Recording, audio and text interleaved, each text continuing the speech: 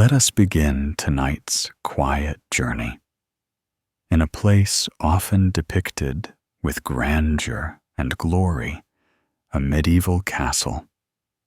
Not the sparkly kind found in theme parks, nor the well-lit, crisply curated versions on postcards. No, this one is older, wetter, and frankly, a little cold in the soul. You may wish to dim the lights now, maybe gather a blanket, a clean one if available, and take a deep breath.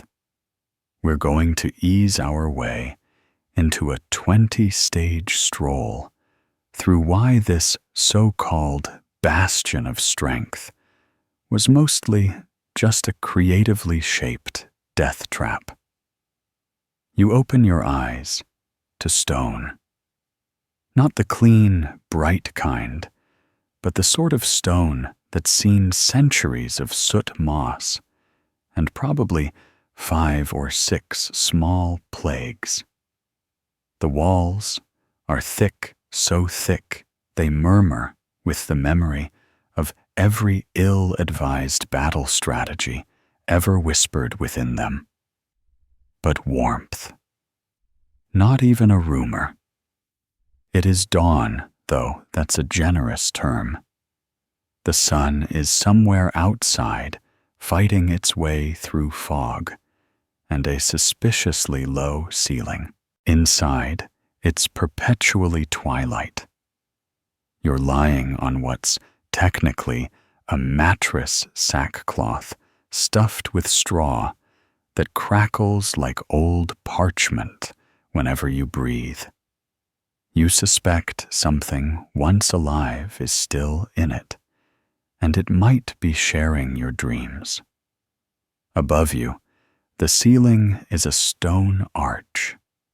Charming, until you remember it leaks in winter and sweats in summer. There's condensation clinging to the mortar above, occasionally giving up and dripping onto your blanket, which is not much of a blanket, but more of an ambitious shawl. It smells faintly of mildew smoke, and something you suspect is turnip-related. The castle's interior architecture is what a modern contractor would call unapologetically medieval. Arched doorways, too low to walk through upright stairs that spiral leftward for sword-fighting advantages, but mostly just trip sleepy people at midnight, and corridors wide enough to echo your regrets. There is a fire in the hearth. Or rather, there was. Now it's a pile of sullen ashes, whispering about past glories.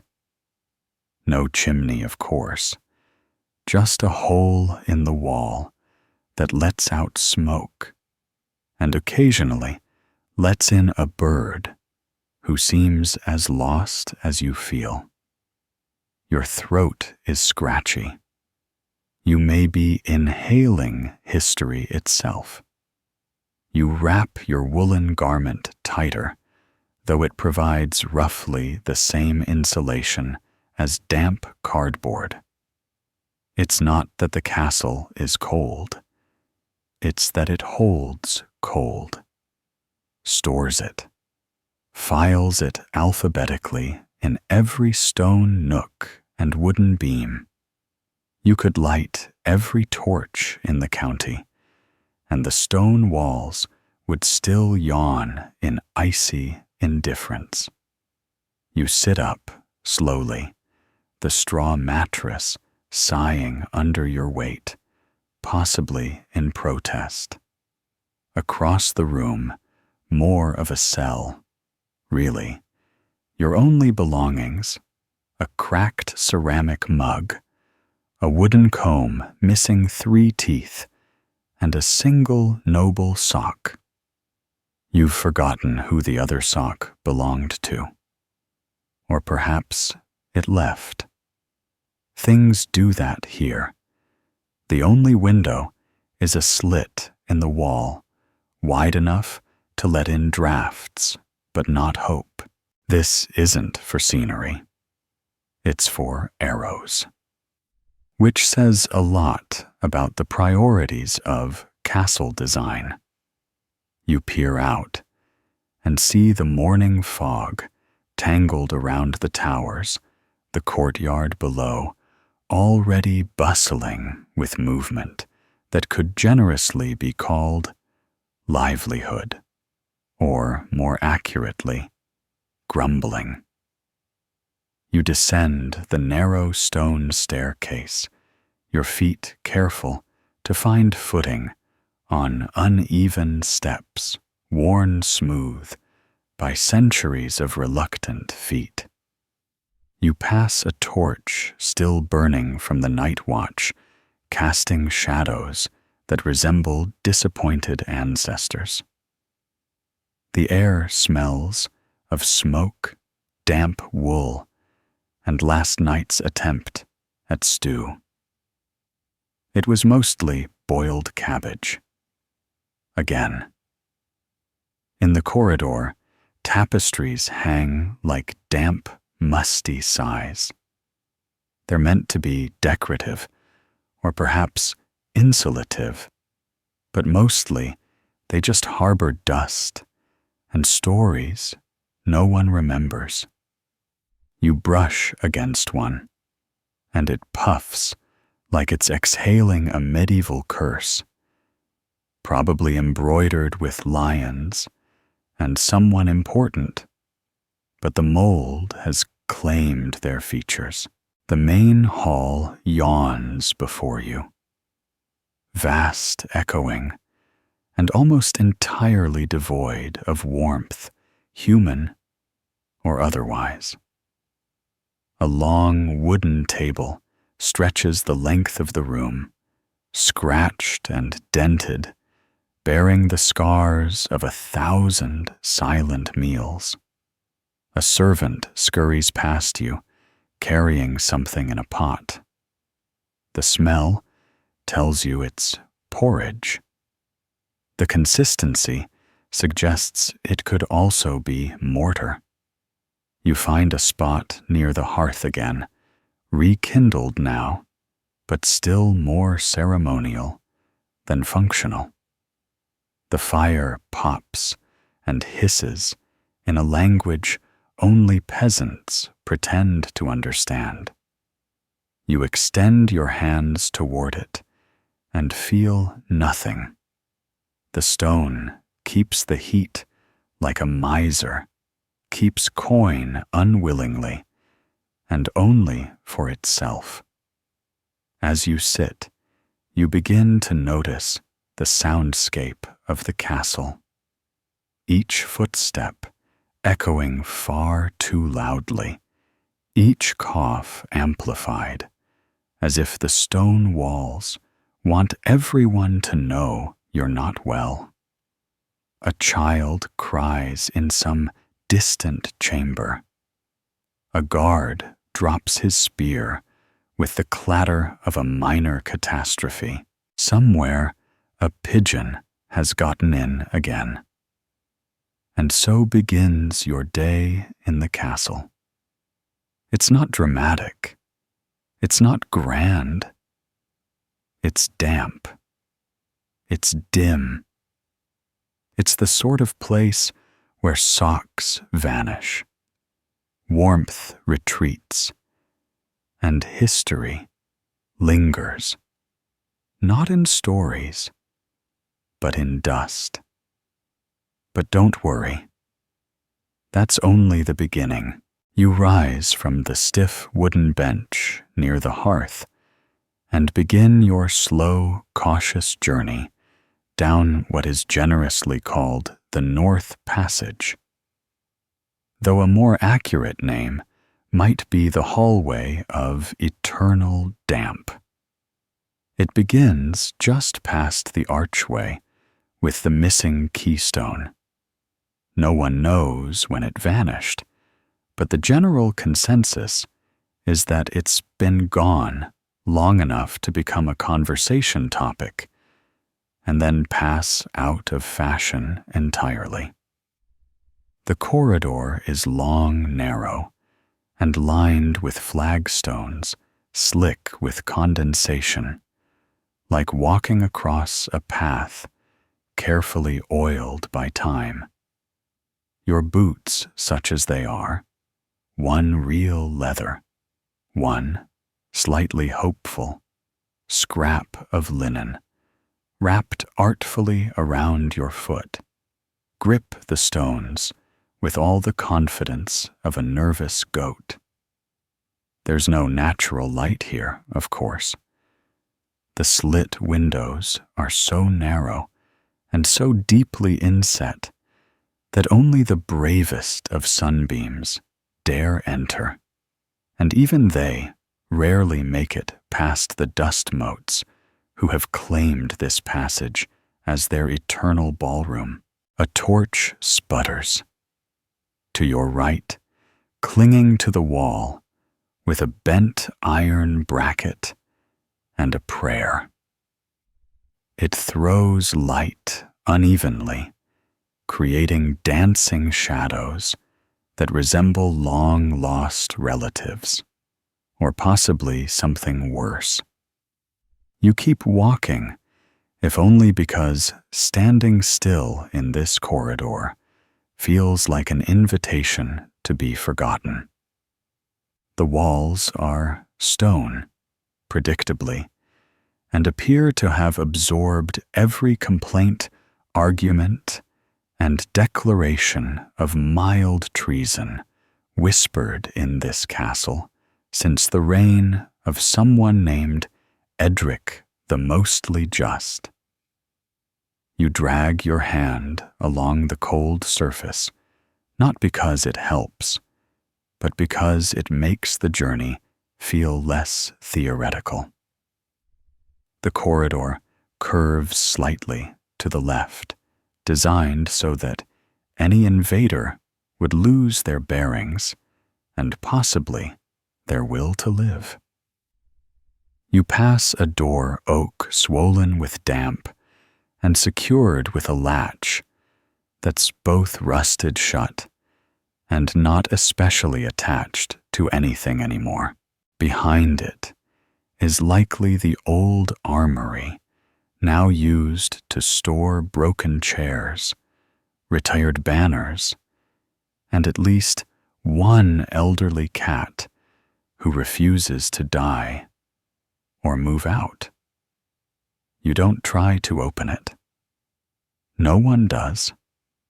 The corridor dips just slightly here, a gentle slope that was once clever engineering, but now serves mostly to funnel rainwater into a very specific puddle that has earned its own nickname, the sighing spot. You step around it as best you can, which is to say, not very well. Your linen-wrapped foot absorbs the cold like it's been thirsty. At this point, the air shifts slightly. It's still damp, still heavy, with the scent of old stone and older stew, but there's now a faint undercurrent of mildew.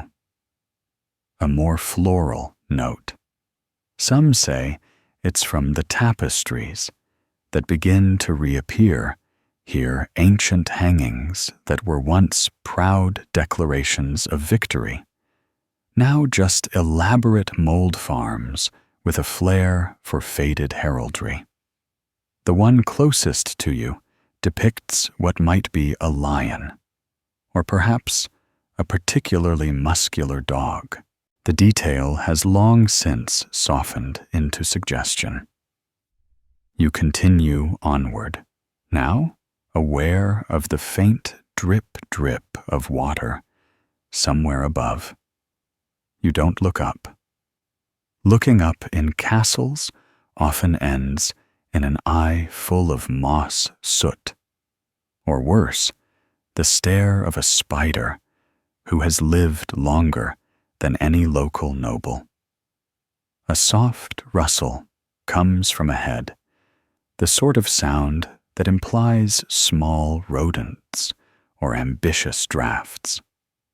You pause momentarily, considering the merits of turning back, but realize with a sort of resigned clarity that there's not really a direction in this castle that counts as forward or backward. It's all just varying degrees of not here. You pass a side alcove, a space that once held a statue, but now just offers shelter to dust and the occasional lost servant.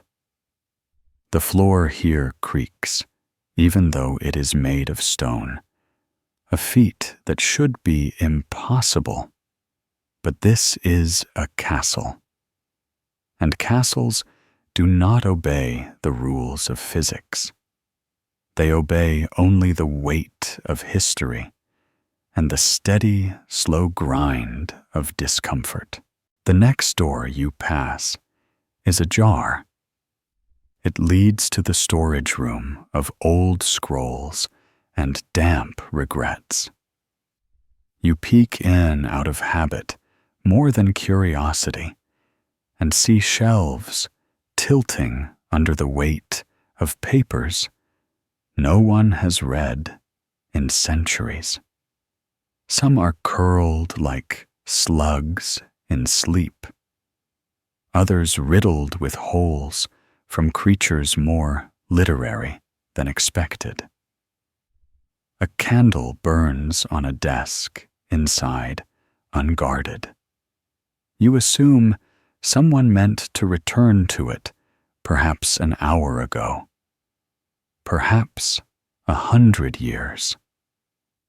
You step past. There's no reason to enter.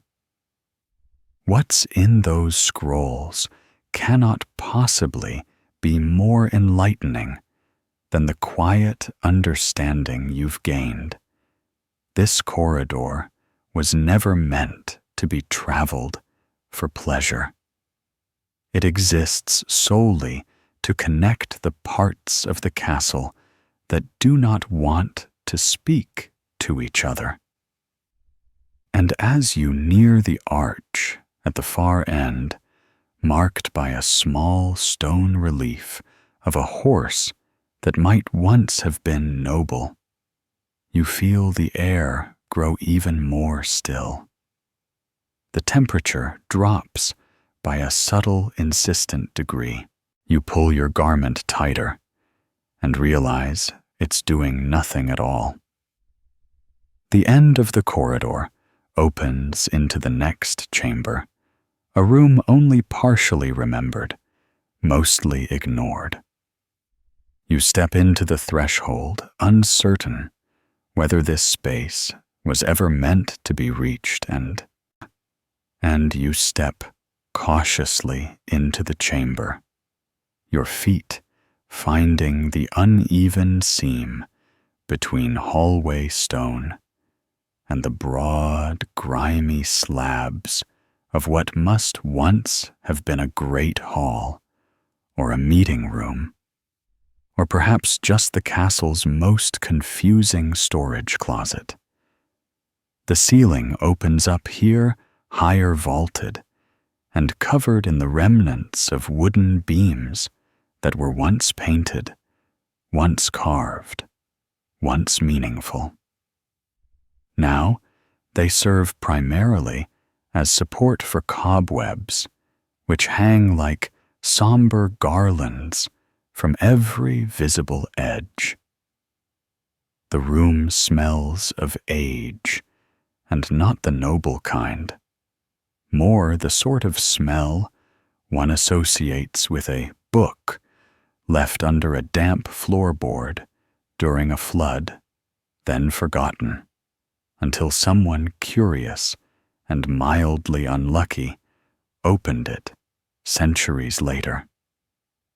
You pause in the doorway, unsure of the room's purpose, but immediately aware of its mood. This is not a lively place. The air is stale, but watching. A single slit window, far on the opposite wall, lets in a ribbon of light that seems more interested in the dust than in you. The dust dances, of course. That's what dust does in castles. It twirls as if it remembers parties long gone, as if it was once part of a feathered cloak or a crumbling love letter, now reduced to airborne nostalgia. You take a step forward and hear your boot scuff something dry. A pile of reeds, maybe, or the skin of some vegetable sacrificed long ago to the experiment of castle cuisine. To your right is a long wooden table, its surface warped from moisture and neglect. There are indentations where bowls once sat, rings where tankards once sweated beside lazy elbows. One leg of the table is shorter than the others, compensated poorly by a folded scrap of tile that crumbles under your glance. You consider sitting, but decide the bench opposite looks too eager to collapse, and you're not yet emotionally prepared for that betrayal. Along the left wall shelves, real ones with edges gnawed by time and possibly rodents with unusual appetites. They hold nothing useful. A rusted ladle, a cracked goblet, a book with no title, and pages fused together into a kind of historical lasagna. Above these sad artifacts hangs a tapestry depicting a hunt, though the colors have faded into the palette of spoiled butter and murky wine. You can just make out a horse, or perhaps a very enthusiastic dog, mid-leap over something ambiguously animal. Everyone's faces have worn off, as though history herself got tired of remembering who mattered. In the center of the room, a fireplace, broad and stone-lipped, now home to an impressive pyramid of ash and a single lonely log that's been blackened but never burned. The soot on the mantel has been disturbed recently, likely by a curious hand or a winged intruder. You can almost hear the echo of a fire that once lived here crackling with a kind of smug permanence before the cold eventually won. To your left, tucked in a corner, so shadowed it seems unrelated to the room entirely, a spiral staircase rises upward. It is made of stone, like everything else, but worn in a pattern that suggests both frequent use and frequent complaint. Each step is slick, slanted slightly, as though the entire stairwell has grown tired and begun to slouch. You know you must ascend eventually, but for now, your eyes rest on a peculiar object atop a small side table. A helmet, old dented, and filled with something that might be straw, or hair, or both. It watches you in the way abandoned armor often does, as if waiting for someone foolish enough to put it on and declare themselves brave. You don't.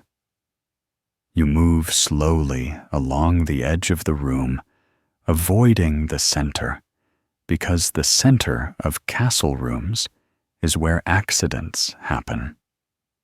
You study the door on the far wall, a wooden affair bound with iron straps that curve like the ribs of something too large to fit indoors.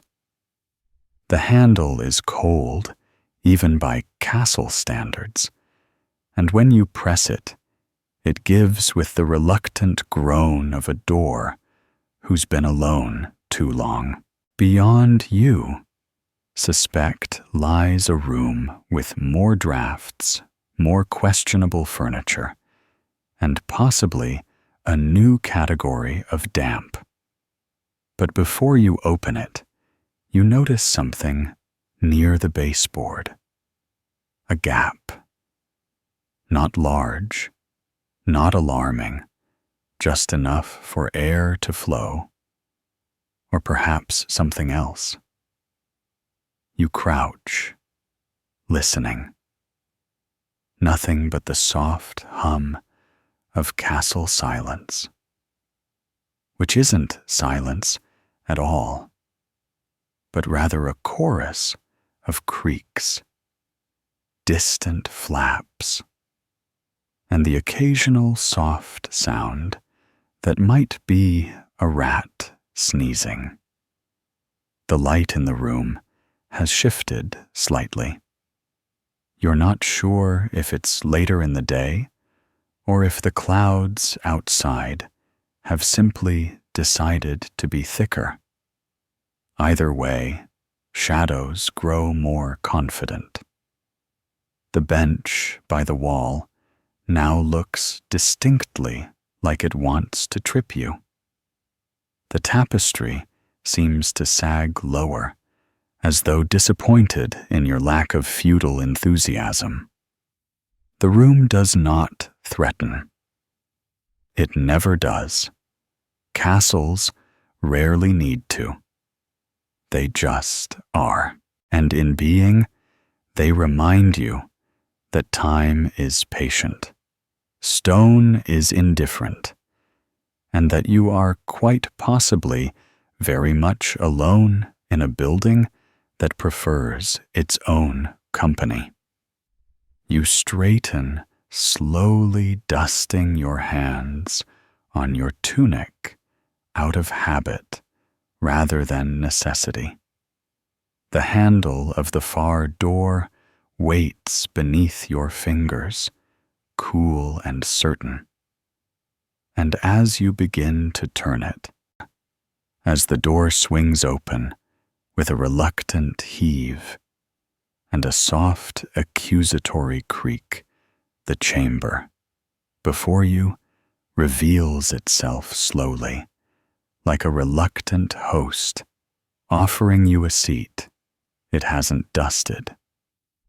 The light here is marginally better, though that's not to say it's good, only that your eyes are growing accustomed to the grayscale palette of castle interiors, where illumination is more of a whispered suggestion than a delivered promise.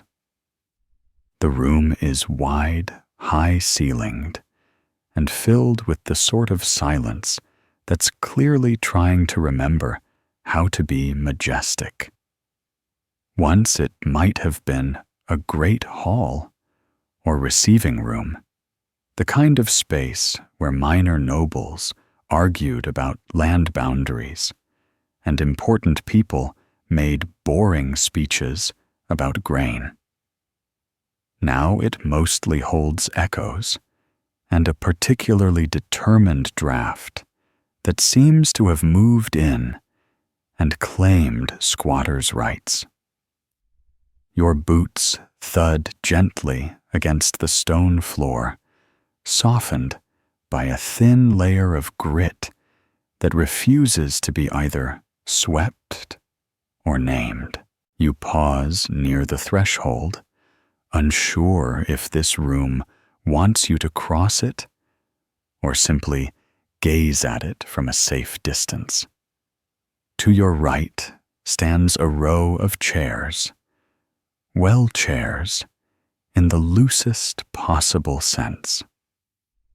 Once upholstered, likely once sat upon by individuals of wealth and gout, they now resemble the afterthoughts of furniture, lopsided threadbare with stuffing that peeks out like gossiping neighbors. One chair leans so dramatically to the left, it seems politically inclined. In the center of the room lies a rug. This is noteworthy.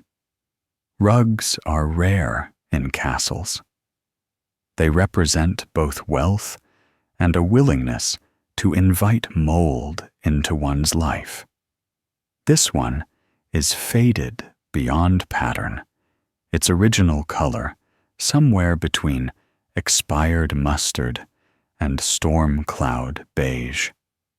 It ripples in the middle, as though concealing a bump in the stone floor, or perhaps something that once wriggled and gave up. You do not step on it. The far end of the room is dominated by a raised dais. It's only a step high, but it carries itself with the weary pride of a platform that's seen far too many speeches, judgments, and dramatic exits. Upon it rests a long wooden table flanked by two high-backed chairs that aspire to be thrones, but fail due to their obvious discomfort and lack of any cushioning. The table itself is heavily scarred, its surface etched with the accumulated impatience of generations' doodles, knife gouges, and what appears to be the outline of a goblet that someone traced repeatedly, possibly out of boredom, or possibly as part of a ritual to summon better wine. Behind the dais, the wall boasts the remnants of a banner. It hangs crookedly, faded red and gold, now leaning heavily into beige and rust. The emblem, likely once proud, is now abstract, a blur of thread that might depict a dragon, a lion, or perhaps a very ornate shrub. The wind from some unseen corridor catches the fabric and causes it to stir faintly, like a sigh from a tapestry that remembers being relevant. You walk the perimeter, slowly hugging the wall, because in castles, the safest place is never the middle.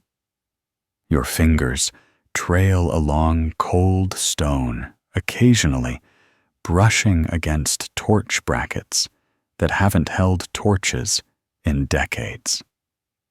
There's a window on the far wall, an actual window, wide enough to imagine sunlight, though it is currently doing no such thing. The view, such as it is, reveals the outer courtyard, where a lone figure trudges through mud with the posture of someone who regrets all their life choices, including the ones involving boots. You look away, unsure if eye contact counts as involvement. As you pass beneath one of the archways, your foot nudges something metallic. You look down to find a goblet dented and lying on its side, like it fainted from disuse. You pick it up and find it oddly warm, which either means it's been recently handled or the castle is playing tricks again. You set it on the nearest table with a thud that sounds louder than intended. The room doesn't react. Of course it doesn't. It is a room long past caring. You make your way toward the dais, curiosity outweighing the sensible part of your brain that prefers avoiding focal points. As you ascend the single step, your boots thud against the platform in a rhythm that feels ceremonial despite your best efforts. Standing behind the table, you look out at the room from the perspective of long-forgotten authority. It's not empowering. It's slightly colder, if anything, and offers a better view of the dust collecting in the folds of the carpet. You reach out and touch the back of one of the chairs. It wobbles. You sit anyway. The chair groans beneath you like an old man who wasn't consulted. The table smells faintly of varnish and older wine. There's a faint circular stain in front of you, as if someone placed a hot plate down and then left it forever. Your hands rest on the tabletop, and for a moment you imagine what this room might have once held. Conversations, treaties, arguments about sheep, maybe even a badly tuned lute performance. But now it holds only you, the wind, and a draft that appears to have found a way to whistle through a crack in the stone behind you. You shift slightly, and the chair makes a noise that sounds like regret. You rise, slowly, joints clicking in harmony with the silence.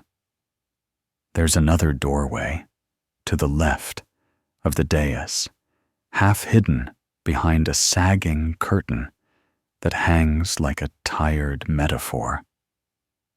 You approach, lifting the edge of the fabric with 2 fingers and peering into the dim passage beyond. It smells faintly of dry herbs, wet stone, and the kind of secrets that don't stay buried forever. You step forward, the curtain brushing your back like a farewell. And, ciao, you enter the narrow passage, its air colder than the room behind, as though it had been saving its chill for just this moment. The curtain drops behind you with a muted flutter that sounds more final than it should. You do not turn around. You do not need to. Whatever warmth, such as it was, has been left behind with the dented goblet and the rugs that tried and failed to hide uneven stones. Ahead, the corridor stretches in that particular medieval fashion that suggests either it was designed without a plan or by someone deeply invested in right angles. The walls are closer now, your shoulders nearly brushing the ancient plaster that clings to the stone in patches, like parchment too stubborn to detach. Every few steps, your foot scuffs against a ridge in the floor or a misplaced flagstone, forcing you to adjust your gait into something between a shuffle and a cautious waltz. There are no windows here, no torches, only the dim suggestion of light offered by a small, irregular opening near the ceiling that may or may not lead outside. You are walking, as best you can tell, through a forgotten artery of the castle, one of those secondary veins designed for servants, or secrecy, or both. The walls whisper with condensation, beads of moisture clinging to the mortar like hesitant thoughts. It is not a clean dampness. It is the old kind, the kind that smells of rot and lingers in the seams of fabric. You pass a set of wooden hooks nailed into the wall, ancient pegs where cloaks or tools or regrets were once hung. One still holds something, a length of rope, coiled like a sleeping question. You do not touch it. You do not ask. The floor here is uneven, in a way that suggests it is trying to decide whether it wants to remain horizontal. A slight incline pulls you downward gently at first, then, with increasing confidence, the air begins to shift, taking on a thicker texture, as though the walls are exhaling slowly after holding their breath for centuries. Ahead, the corridor narrows again, just briefly, and you find yourself turning sideways to pass through a particularly constricted point where the stones on either side have bowed inward, as though embarrassed by their age. On the other side of the pinch, the hallway widens into a small, low-ceilinged chamber, an antechamber, perhaps, or a waiting room for no one in particular. A single wooden bench leans against the far wall, its legs uneven, and its surface worn smooth by centuries of uncertain posteriors. The ceiling dips so low here that taller visitors must stoop, and even you feel the weight of stone pressing down just above your scalp. The walls are bare, save for a crude etching, possibly a name, possibly a prayer, scratched into the plaster by an anonymous, bored hand. It reads something unpronounceable, but not unfelt. You sit, not because you are tired, but because the room asks it of you. The bench creaks, a sound more resigned than protesting. Your eyes drift to the far corner where a wooden door sits slightly ajar. It leans inward, as though pulled by something. Beyond and through the narrow gap, you catch a sliver of something not quite light and not quite darkness. You rise again, drawn not by curiosity, but by the quiet insistence of the corridor. The door resists your touch, its swollen frame gripping the wood like a last-ditch effort to remain closed. But you are patient, and castles in the end are no match for patience. The door opens with a sigh, yes, a real one, a gust of stale air escaping from the chamber beyond, with the exhaustion of a room long left alone. Inside is a staircase. Of course it is. Stone spiraling down, this time, the steps shallow and worn at the edges by the heels of those who once descended with more purpose than you. A single iron railing clings to the inner wall, pitted with rust and flaking in spots, but still whole. You grasp it, without thinking, your palm cold now, from contact. The descent begins in silence. Your footsteps fall with soft, deliberate cadence, and the air grows cooler with each step. It is not the chill of wind or weather. It is the colder sensation of rooms that were meant to be sealed.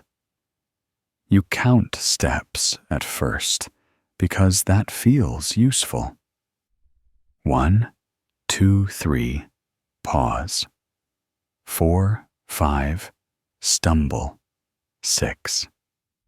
But eventually, the rhythm becomes meaningless, replaced by a quiet awareness that you are now deeper than you expected to be, lower than any room you've yet visited. The air here smells of stone, damp linen, and the memory of smoke. At the base of the staircase, a corridor stretches to your left. It is darker, but only slightly. You follow it. There is no hesitation. Only the steady, soft shuffle of your boots and the distant sound, perhaps imagined, perhaps not, of something dripping. The corridor is narrow again. You feel your shoulder brush the wall with each step, and the ceiling occasionally brushes back with low beams too eager to greet your forehead. Eventually, you come to a door. This one is different, heavier, iron-banded, hinges recessed deeply into the stone as though designed not just to open, but to hold. You rest your fingers against it. The surface is cold, slick with age, and the moisture that seeps from every seam in this part of the castle. There's no handle, only a ring rusted half buried in a notch where fingers have rubbed away the texture of time. You pull gently, and the door swings open with a sound that does not echo, which is somehow worse than if it had. It creaks at first, obligingly, and then falls into a silence so thick you briefly wonder if you've stepped into the past or just a very well-insulated oubliette. The room is low, wide, and unlit, yet your eyes adjust more quickly than expected. The darkness here is not complete. It is a soft, ambient gloom that seems to generate itself from the walls, as though the stones have learned how to dim light for their own amusement. You cross the threshold, slowly, aware of the door behind you, beginning to swing back on its own. You do not stop it. If it closes, it closes. The floor beneath you is stone smoother than before, but with a faint tackiness, the sort that suggests it has absorbed too many things over time, spilled oil, candle wax, perhaps secrets. Your boots stick just slightly with each step, an unspoken agreement between you and the flagstones that this room is not designed for hurrying. You scan the space methodically, your gaze trailing along the walls, which are curved inward at the edges, lending the room the shape of a barrel, or perhaps the inside of a large drum that no one's played in centuries. There are no torches, no brackets, no windows. But there are shelves, dozens of them, low wooden constructions carved crudely and wedged into the mortar as if by force or boredom. Upon them lie rows of items, some covered in linen, others bare to the air and dust. You approach the nearest shelf with the caution of someone opening a stranger's diary. The first object is a jug, squat and bloated, with a cork so deeply lodged that it might as well be a feature of the vessel itself. The next is a small chest no larger than a bread loaf, bound in thin iron straps, its lock missing its lid, half ajar, in a posture of embarrassed openness. Inside, a collection of buttons, buckles, and what might be teeth. You do not look too long. Farther along the shelf are scrolls, brittle and curled tightly, their parchment yellowed and trembling with age. A few are stained, though whether by wine blood or the indelicate touch of mildew, it's impossible to say. You do not open them, not because you fear what they say, but because you sense they no longer wish to be read. On the next shelf, down cloth, folded garments in hues dulled by centuries, once royal purples, now uncertain browns. One tunic still bears the tattered edge of embroidery, a pattern that might have been heraldic or simply decorative. You run your finger gently along the fabric and feel the texture give slightly beneath the pressure, as if the threads are sighing in relief to be noticed. There's a cloak too heavier, lined with something that might have once been fur, but now resembles the inside of an old boot. It smells of dust and inexplicably salt. The corners of the room house crates, larger than the shelves, but smaller than ambition. One is cracked open. Inside, bundles of rope, tied neatly in coils, each loop too precisely wound to have been done by someone in a hurry. In another, bones. Not many, not labeled just enough to suggest that someone once intended to study or forget them. A femur, a few ribs, something that once connected a knee to a dream. You sit for a moment on a low stool tucked beneath a table that appears to have been made of repurposed doors. It groans faintly beneath you. The air here is thicker. Not unpleasant, just full of stillness, of purpose, once intended, but long since abandoned. You breathe in slowly, and the smell of the room settles in your chest like smoke from a fire that went out before your grandparents were born. Above you, the ceiling curves like a gentle dome. The stones, fitted with care, mortared into permanence by hands, now dust themselves.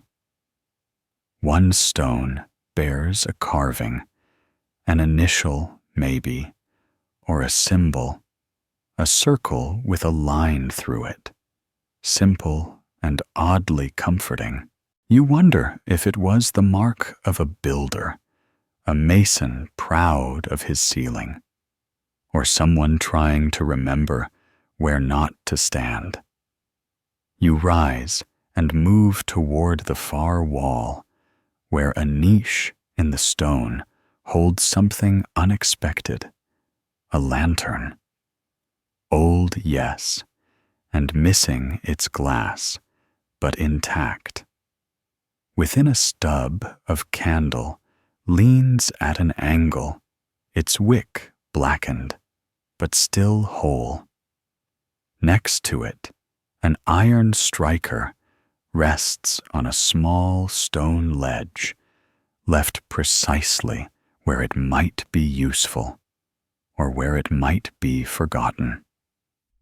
You take it in hand without ceremony and strike once. Nothing. Twice. A spark. Third time, the wick catches, stutters, flares, then settles into a trembling flame that casts the room into sudden dimension. Shadows stretch eagerly across the walls, reaching for corners they haven't touched in years. The shelves, the chests, the ropes, all glow faintly in the light's uncertain pulse. You turn slowly. Lantern held low, and that's when you see it. A door almost invisible in the curve of the wall, set flush against the stone, with hinges so small and so corroded, they resemble veins more than mechanics. There is no handle, only a groove where a finger might go. You place yours there now, and press, and the stone panel shifts with a quiet reluctance, as though you have asked it to recall something it would rather not remember. The groove accepts your pressure, and then releases the door opening inward with a soft scraping sound, like breath through old teeth. The lantern's small flame dances excitedly at the sudden movement, casting skewed shadows into the narrow space now revealed before you. It is not a room, not exactly, nor is it a proper corridor. It is something in between, a connecting passage, forgotten, or never officially acknowledged, its purpose hinted at only by its stubborn refusal to collapse. The floor is stone again, but different, smoother, darker, laid with a precision that suggests care, or at least secrecy. The air here is dry, a notable change from the damp that has clung to your clothing and thoughts for the past several hours. There is no breeze, but there is movement, a slow pull inward, as though the passage itself were inhaling. You step through without a word, because words feel unnecessary here.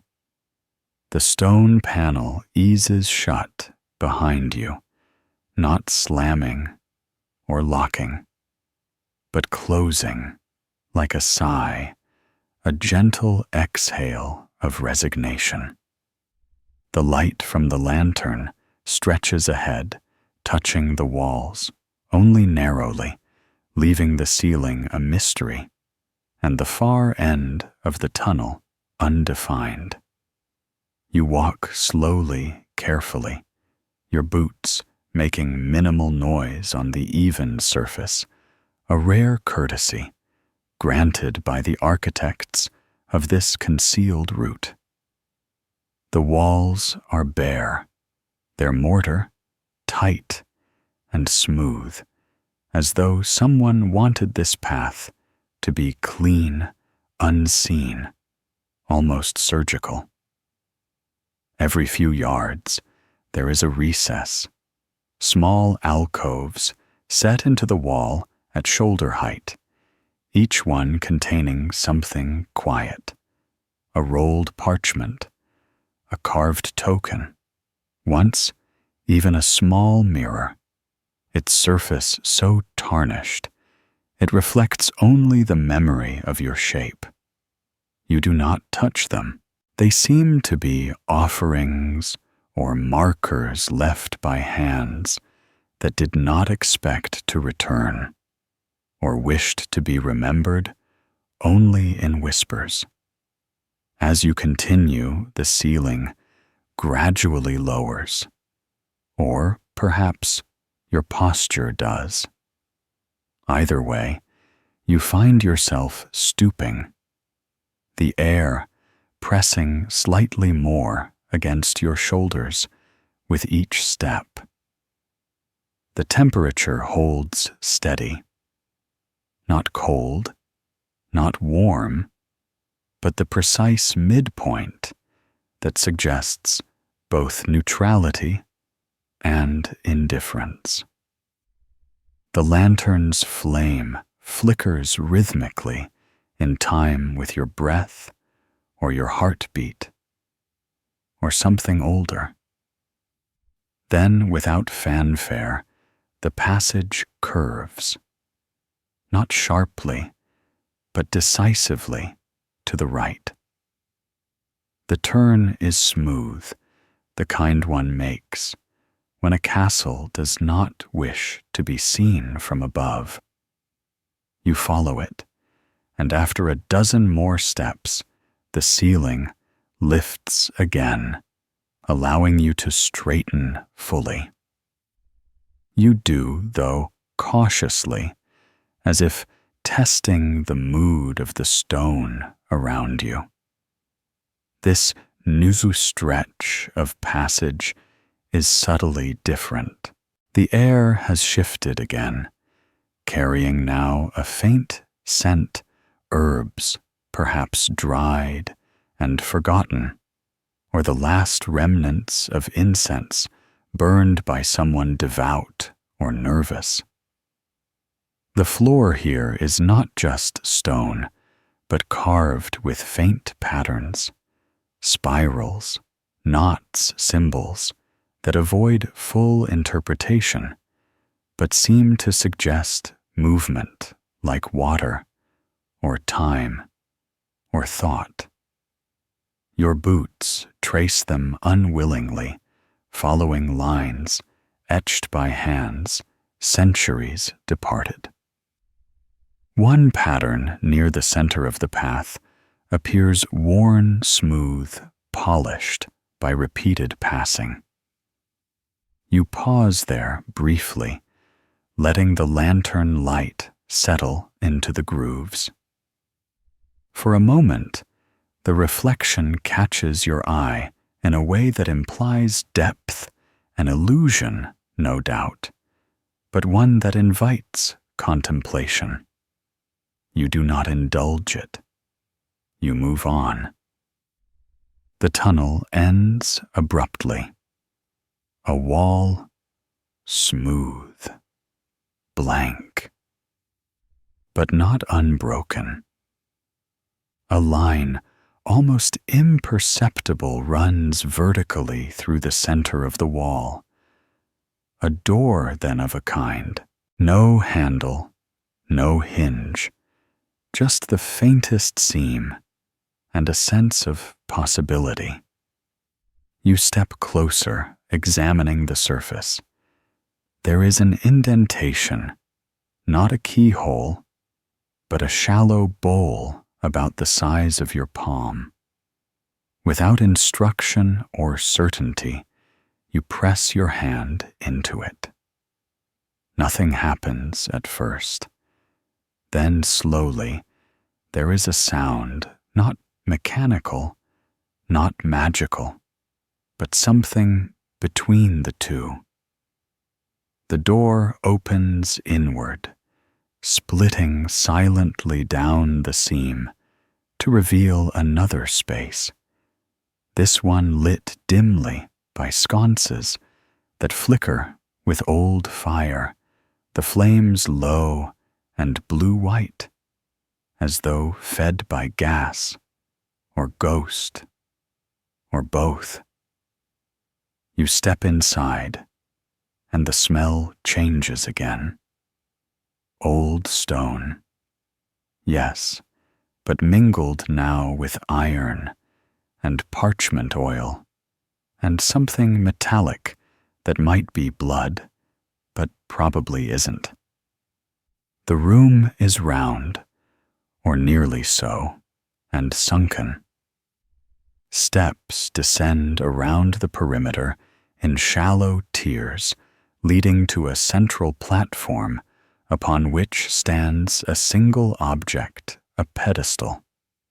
Atop it, something wrapped in cloth, dark and thick and still. Around the walls, shelves. Not like those in the storage chamber above, but higher, neater, more deliberate. Books, boxes, scrolls, all meticulously labeled in a script you do not recognize. Some are chained, others bound tightly with cords sealed in wax.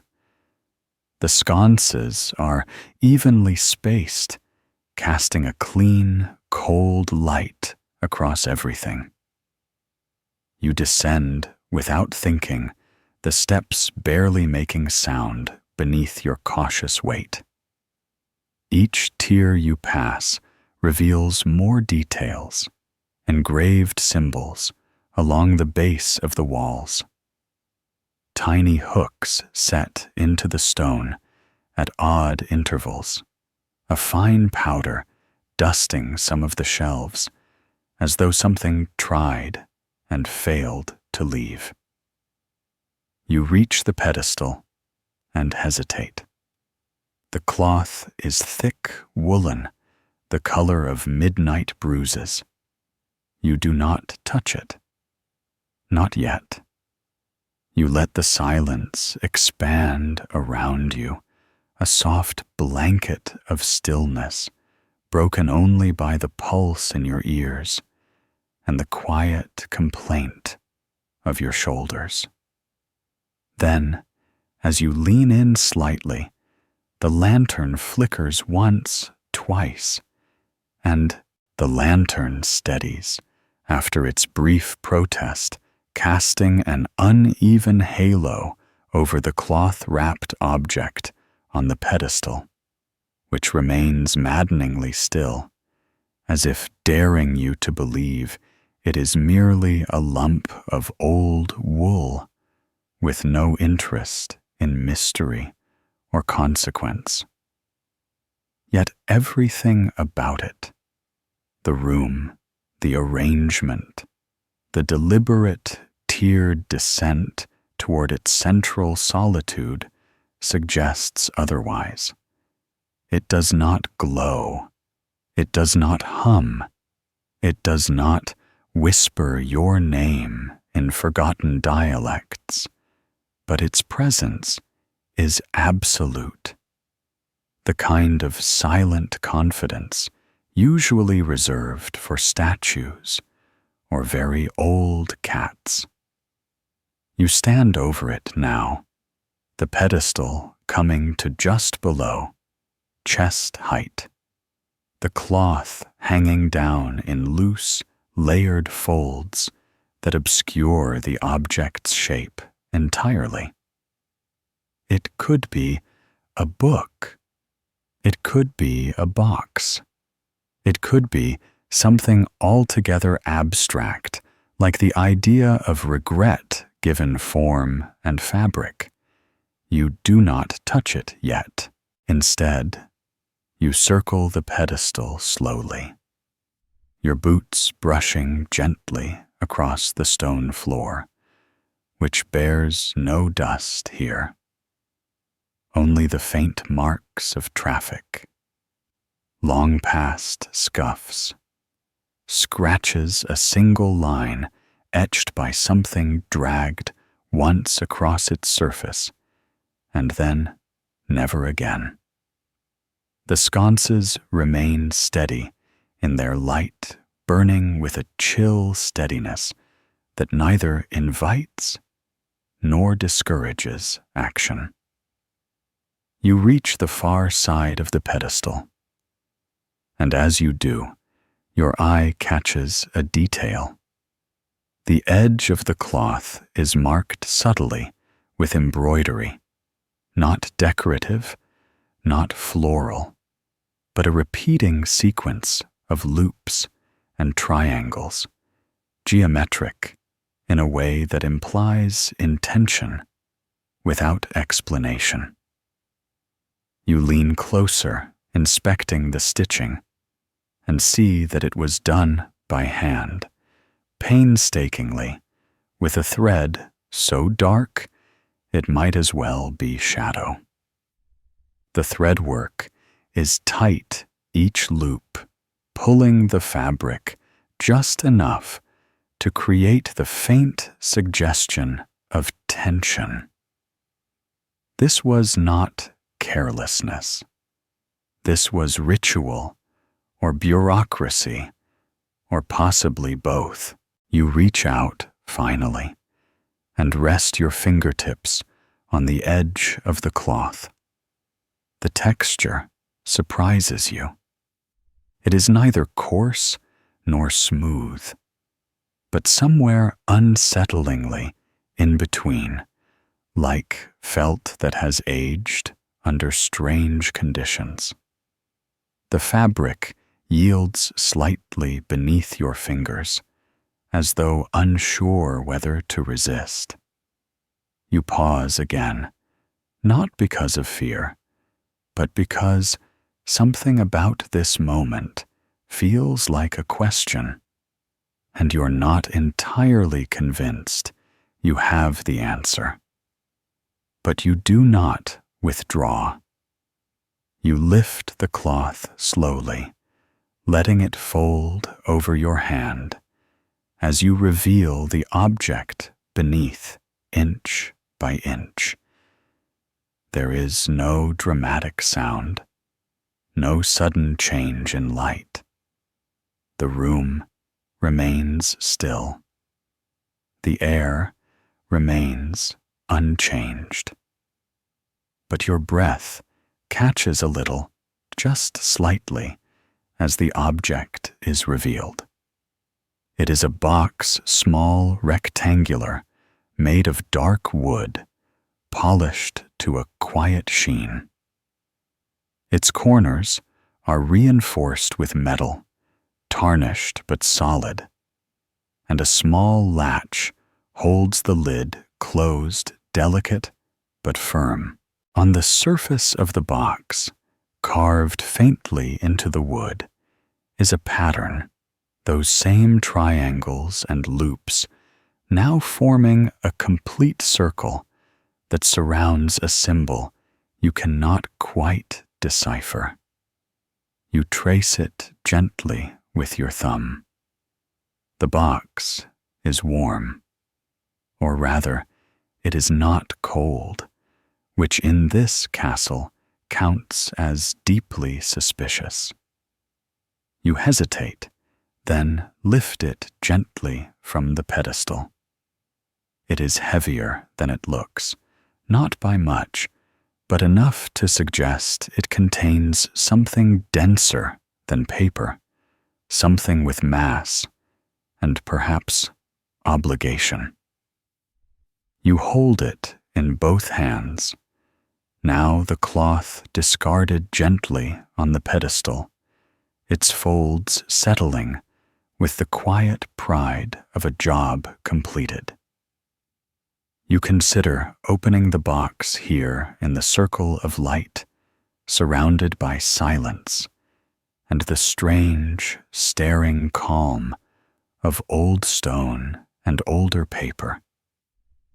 But a part of you resists, not because of what might be inside, but because something about the room suggests it is not the place for answers. It is a place of containment, not revelation. So you turn slowly, box in hand, and begin to ascend the tiers once more. Each step feels quieter than before, though you make no effort to muffle your tread. The sconces do not flicker as you pass, though you swear their flames lean slightly away from you. At the top, you pause briefly, glancing once more around the room, taking in the shelves, the symbols, the empty pedestal. The cloth remains where you left it, now, looking oddly shrunken, as if it too has been hollowed by time. You pass through the door again, which has not moved since it opened. It remains ajar, indifferent, as though it has seen too many stories begin to invest in any particular ending. The corridor greets you with the same quiet neutrality, the air still scented with dry parchment and something faintly herbal, though now the scent feels distant like a memory.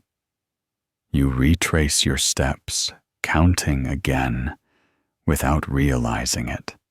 1, 2, 3, curve symbol, indentation, turn.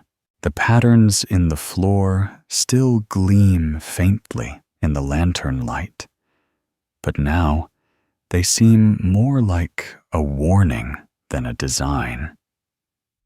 You reach the base of the stone steps that lead back to the storage chamber above and begin to climb, one hand clutching the box, the other holding the lantern.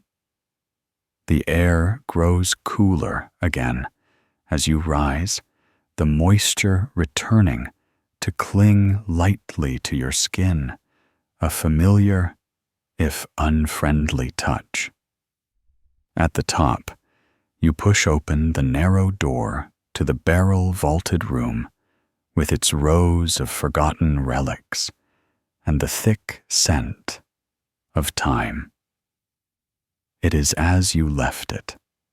Of course, no object moved, no dust disturbed. The shelves still line the walls in their crooked pride, and the stool still sits tucked beneath the repurposed table. You pause only briefly before crossing to the opposite side of the room, where the stone panel through which you first entered waits silently. You set the box down on the table just for a moment, just to rest your fingers. And as you do, you notice something new etched lightly into the tabletop, revealed now only by the flicker of your lantern and the precise angle of your position, a map or a diagram, circles, corridors, a pattern you almost recognize surrounding a mark that resembles the symbol on the box. You lean closer and 잠시만. You lean closer, your breath steady, despite the slight uptick in your heartbeat, and your fingers trace the faint carvings revealed only by the lantern's subtle dance. The markings on the table are precise, cut shallow, but deliberate into the aged wood, a map that has long since surrendered most of its clarity to time, but not all of its meaning. You can still make out the structure, a series of concentric circles intersected by lines, branching corridors, small squares that might be rooms or nodes or simply decorative flourishes. But it's the central mark, the one echoing the symbol etched into the box, that draws your attention, a circle divided by a line, simple and yet insistently present. You wonder if the carving was made by the same hand that wrapped the box, or if it was someone earlier, someone who knew of the object and thought to leave a record for anyone determined or unfortunate enough to find it. The map doesn't correspond perfectly to what you've seen of the castle so far. Some corridors seem too long. Others curve in ways your memory resists. Perhaps it's a schematic of a deeper level, or a hidden portion never included in any official records. Or perhaps, like most things in castles, it was meant more for symbolism than navigation. You straighten slowly, your eyes adjusting again to the lantern's glow and the familiar stillness of the storage chamber. The box sits where you left it, quiet and unmoved, the wood catching a faint glint of reflected light that makes the carvings on its surface shimmer briefly, like something holding its breath. You consider opening it again, but the room offers no encouragement, only a neutral silence that seems to say, not here, not yet. So you lift it again, feeling the weight settle into your palms, and cross the room to the stone panel. You pause just before pressing. The edge, glancing once more at the table, the carvings, the lantern light stretching long fingers across old wood and older floor. Then you turn and press. The stone gives way, the panel sliding open with the same soft sigh as before, revealing the narrow corridor beyond. You step through and begin the slow ascent, retracing your path with measured care, the box held close against your chest, as though proximity might yield understanding. The stairs spiral upward, the familiar curve of stone beneath your boots, and as you climb, you become increasingly aware of a change not in the air or the light, but in the sound, or rather, the absence of it. The deeper chambers had a silence, thick with intention, filled with the still weight of preservation. This silence is different, hollow, expectant. You reach the upper level and step once more into the corridor that led you to this entire detour. It seems somehow shorter now, though you suspect it's just your mind compressing the journey into something manageable. The door to the room of misleading grandeur stands ajar, just as you left it, the air within unchanged, still dim, still holding the scent of old wood, old rugs, and conversations long since finished. You pass through it quickly, not lingering this time, your attention fixed now on the corridor that led you deeper into the castle before the one that first invited you to descend. But before you reach it, a sound, a soft, rhythmic tapping, not loud, not close, but distinct. You freeze, tilting your head slightly, ears straining for more. The sound does not repeat. The silence returns, but this time it carries a ripple beneath its surface, the sort of tension that suggests something just exited a room or just entered one. You continue walking slowly. Now, the box still nestled securely against you. The lantern casting its low flicker onto walls that feel a little more angled than before. You pass the same bench, the same uneven flagstones, the same wall where the tapestry once hung askew. Except there is no tapestry. You stop. You are certain there was a tapestry here, heavy and sagging, its threads depicting either a hunt or a particularly chaotic dog show. Now there is only wall stone, bare, slightly lighter, where the fabric once shielded it from dust and light. You do not touch the wall. You do not need to. You simply keep walking. Pace, even expression, unreadable breath measured.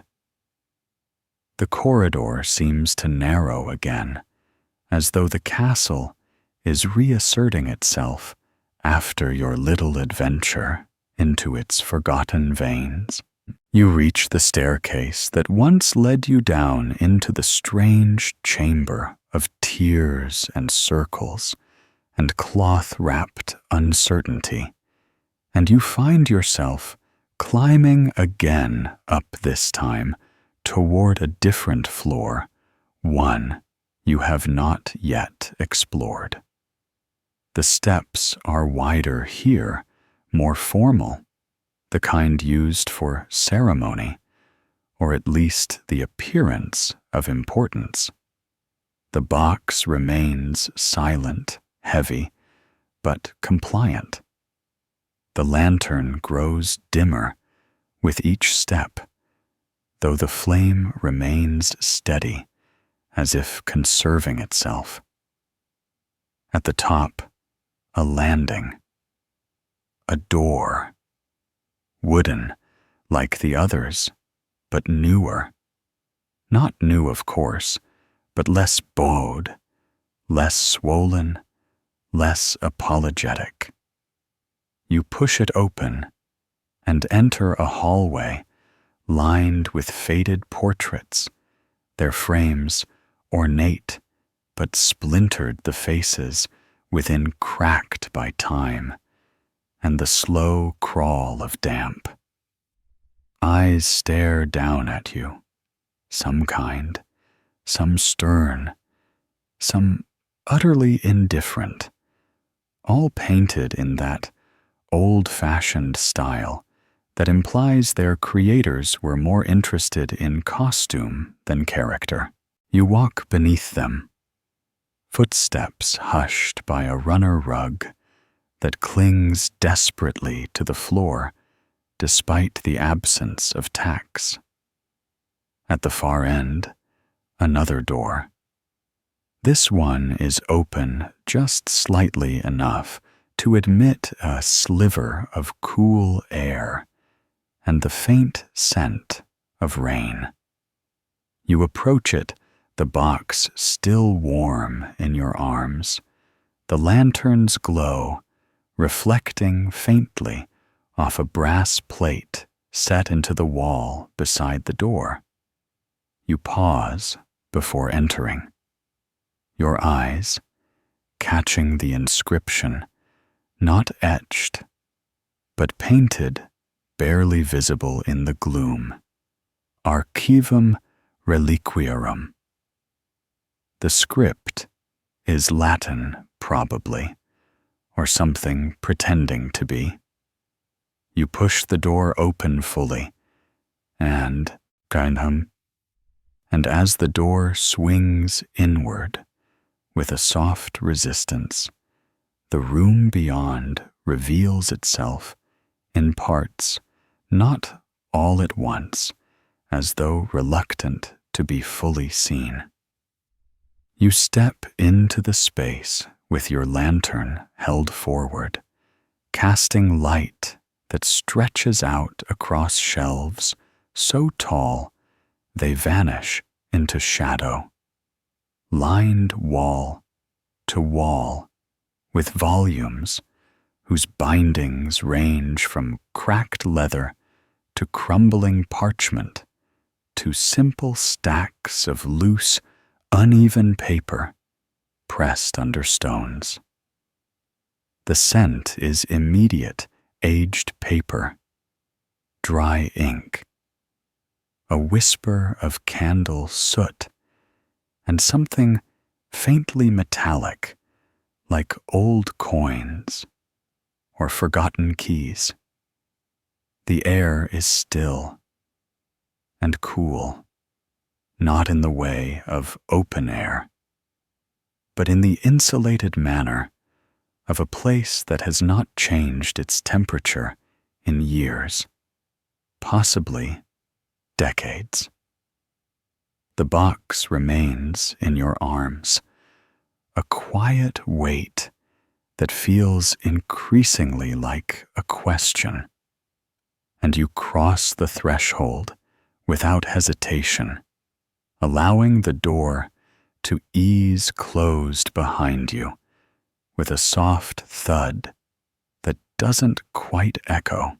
The room is quiet, not just silent, but carefully muted. The kind of quiet that feels arranged, curated a hush, preserved like the brittle pages around you. The lantern's glow touches on row after row of shelves, some straight, others leaning in the slow way that suggests fatigue rather than collapse. Each section is marked with a number or symbol, sometimes painted directly onto the stone, sometimes etched onto small hanging slates. You pass by a cabinet filled with scrolls, each rolled tight and sealed with wax in hues of deep green, rust red, and a shade that can only be described as dried lavender. You pause briefly to examine one, your hand hovering above the smooth curve of the seal, but the box in your arm presses gently against your ribs, as if reminding you that you already have something demanding attention. The center of the room is marked by a large, round table, worn smooth in places where hands once rested or leaned, and cluttered with documents, in various states of reading. Some weighted, open by stones, others marked with ribbon or string, or in one case, what appears to be an unlit taper candle used as a placeholder. You do not sit, but you stand beside the table and set the box gently upon it, its weight making a soft thud that briefly changes the texture of the quiet. You place the lantern beside it, the flickering light spilling outward over ink-stained vellum and the curled corners of documents, half read and half forgotten. For a moment, you do nothing. The box sits there, unmoved and unmoving, but undeniably present. You lean slightly closer and notice now, beneath the carved symbol on its lid, a faint groove, almost invisible, unless the light catches it just right. A hinge, then not merely decorative carving. A detail you'd missed before. You trace it with a finger, and the wood feels warmer than it should. You glance around the archive, noting how little has changed since your entrance. The shadows still cluster politely in corners, and the shelves continue their slow leanings. No wind moves here. No torch flickers. You lift the latch. It clicks softly, as though agreeing.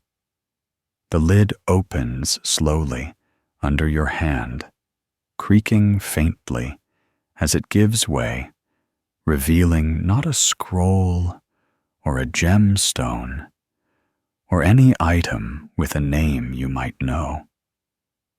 Inside the box, resting in a hollow, lined with faded felt lies, a bundle of keys, 4 of them, each shaped differently. One is large and iron, the kind that opens a gate or binds a chain. Another is small, delicate, made of something that might once have been silver, its teeth thin and complex. The third is flat and wide, resembling the kind of key used in clocks or small chests. The fourth is different, still made of what appears to be bone, carved with loops and small notches that seem more symbolic than functional. Beneath the keys is a folded parchment, yellowed at the edges, creased sharply into quarters. You lift it carefully, unfolding it atop the table. The ink is brown with age, but legible. It is not a letter or a note, but a list. Each line contains a symbol, a match for the one on the box, followed by a phrase. Not a full sentence, just enough to suggest meaning for the gate beneath the orchard, for the second bell, for the inner spiral, where the stair forgets its shape for what waits behind the stone, with no name.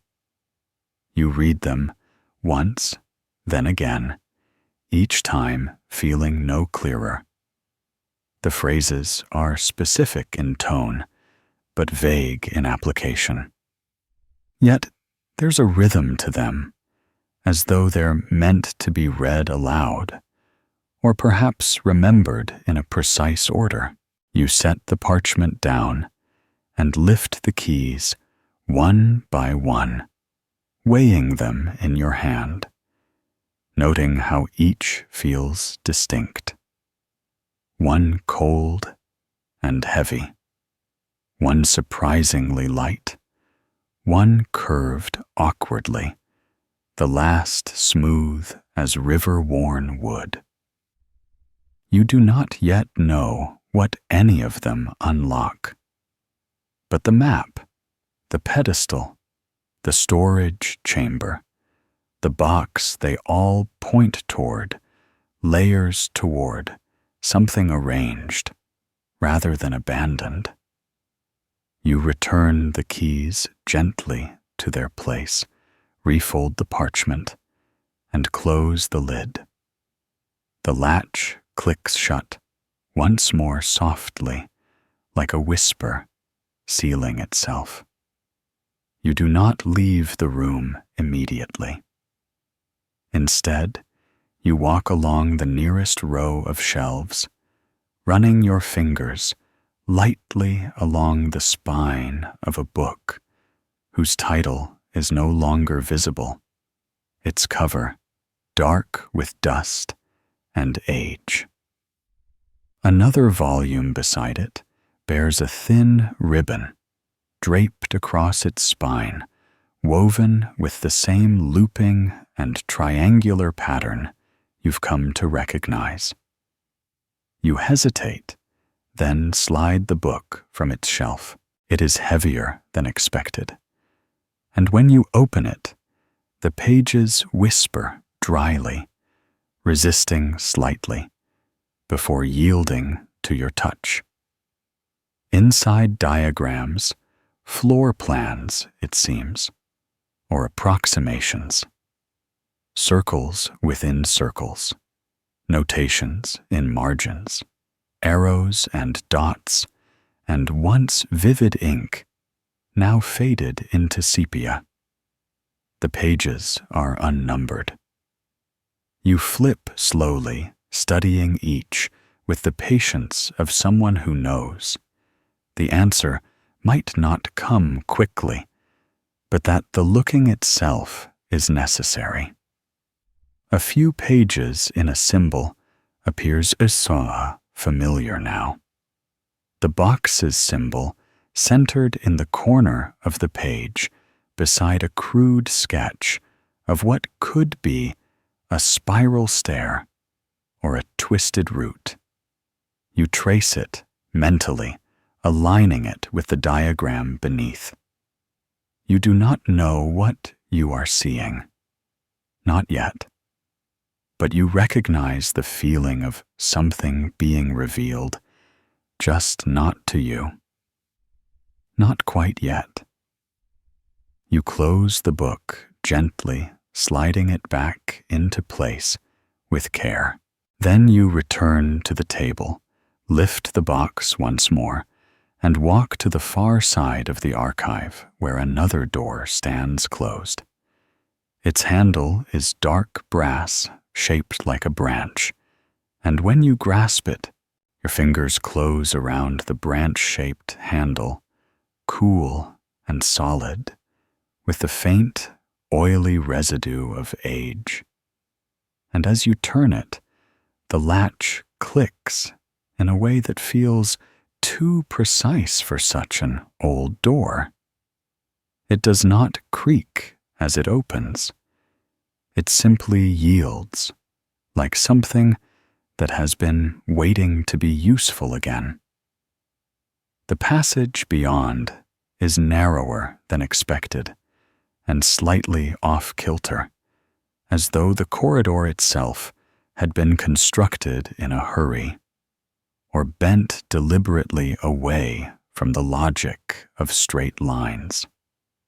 You take a cautious step inside the box, still clutched firmly under one arm, the lantern in your opposite hand spilling its flickering light along uneven walls. These stones are darker, finer in texture than those in the rest of the castle, less worn by time and more by secrecy.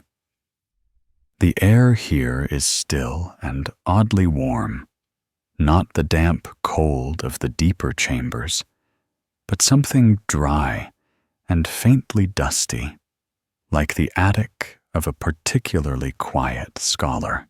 The corridor bends left almost immediately, and then descends with a shallow incline, barely enough to notice at first, but undeniable after several dozen slow, deliberate steps. The slope continues subtly drawing you downward. You pause only once to look back, but the door behind you has already swung closed, not forcefully, not ominously, just efficiently, as though doing so were part of the corridor's natural behavior. You do not try to reopen it. You simply continue downward, the lantern's glow, revealing the occasional niche in the walls, small hollows, where once perhaps a lamp had been placed, or an offering left. Some are empty. Others still hold traces, the edge of a charred wick, a bit of ash, a pile of dust that may once have been petals. The passage turns again to the right this time, and then straightens into a longer stretch that seems more deliberate. A line of faint markings runs along the base of the right-hand wall, lines and dots and curling symbols, too eroded to read, yet too intentional to ignore. You follow them with your eyes, walking slower, now feeling the weight of the box more keenly with each step, as though it senses the path drawing toward whatever destination it was made to reach. At last, the passage opens, not dramatically, not suddenly, but in the same matter-of-fact way. Everything here seems to operate into a room.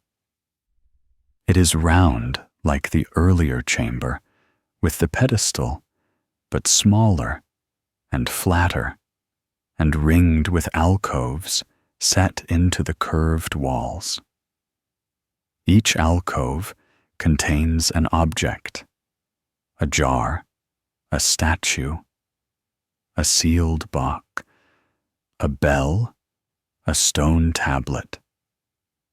They are arranged with meticulous care, each one resting atop a small plinth lit by the faint shimmer of wall-mounted sconces that burn with pale, steady light. You step inside, and the door behind you closes with a soft click that seems neither menacing nor final. Just another page turned. The room is quiet, and the air carries a scent you cannot name, faintly metallic, slightly sweet, and laced with something like paper. You step toward the center of the room, where a low, circular platform rises slightly from the floor. Upon it, a second pedestal, this one shorter, broader, its surface clean and smooth and waiting.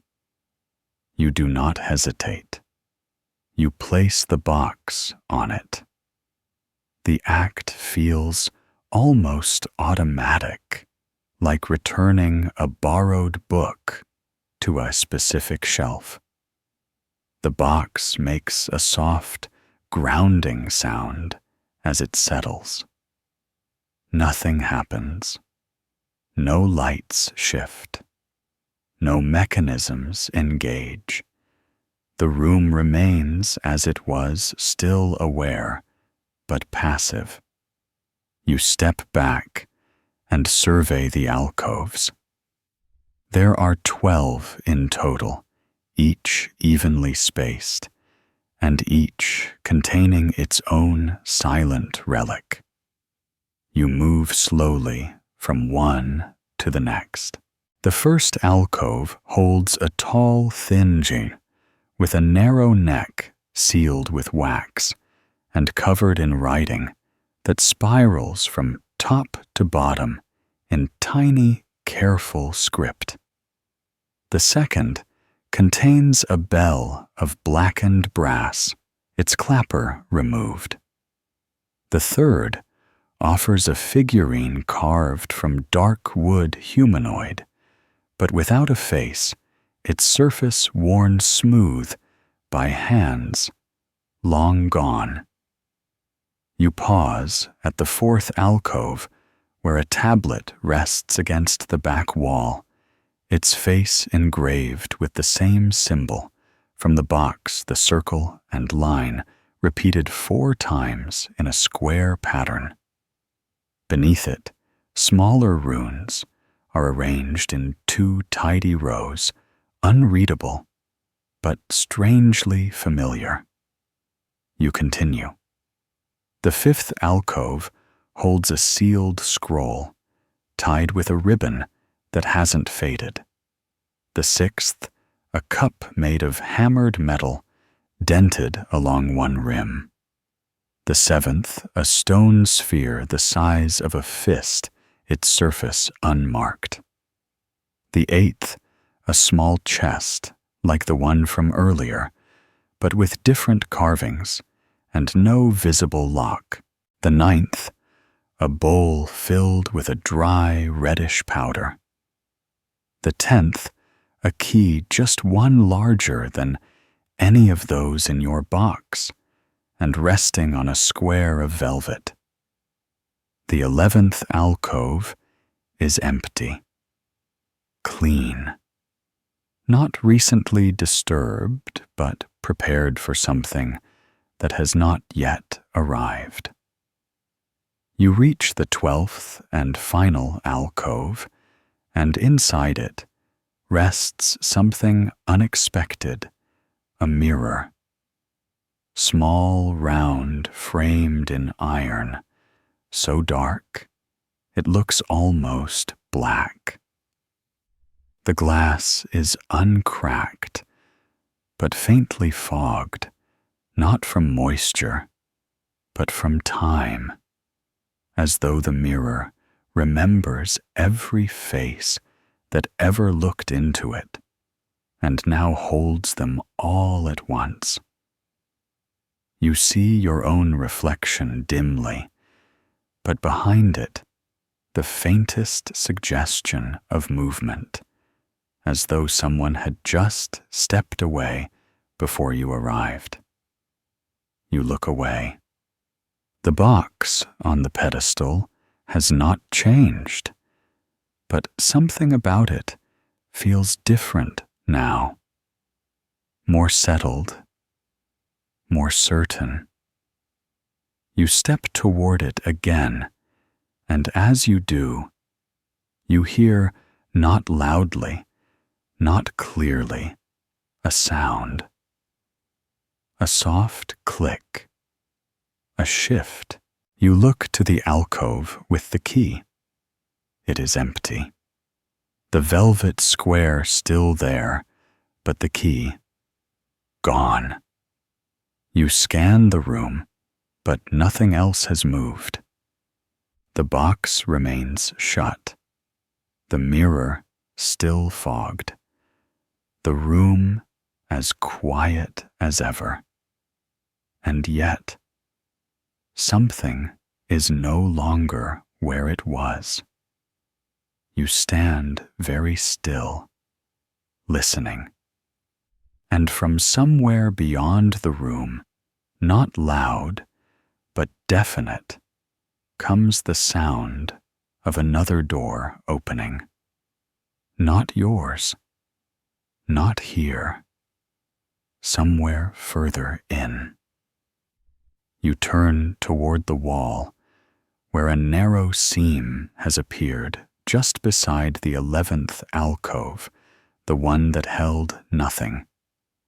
A line where stone meets stone and just a sliver of darkness beyond. You step closer, and as you step closer to the narrow seam beside the empty alcove, the wall releases a low creak, not unlike a long-held breath finally escaping. The seam widens just enough to admit you, revealing a thin doorway shaped less like an entrance and more like a forgotten fold in the castle's memory. The darkness beyond is not oppressive, but complete, the kind that doesn't threaten so much as refuse to explain itself. You lift the lantern and pass through the stone, giving way to another corridor. This one markedly different from the rest.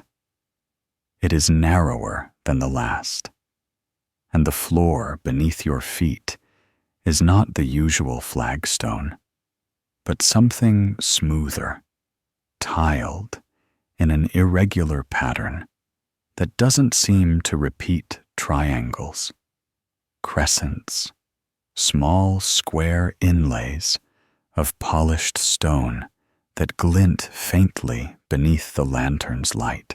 The air is different here, too, not stale or scented, like the archive or the vaults below, but dry and strangely neutral, as though whatever was once here has been carefully removed or suppressed. You walk slowly, one step at a time. The box now held firmly again in your arms. Its weight still unchanged, though it feels more aware if such a thing is possible. The corridor begins to slope, not downward this time, but gently upward, the incline subtle yet constant. The ceiling drops lower as you go, the walls pulling in just enough to make your shoulders brush the edges. Now and then, stone cool against your sleeves. After a dozen more paces, the passage bends once, just once, and then opens into another space, this one small, circular, and markedly simple. The walls are smooth and bare, devoid of shelves, alcoves, or markings, save for a single band of carved stone running around the room at chest height. The carvings form a continuous pattern, loops and lines, a repeating motif of the same circle and line symbol, broken occasionally by small dots. It encircles the entire room, like a chant, whispered through stone.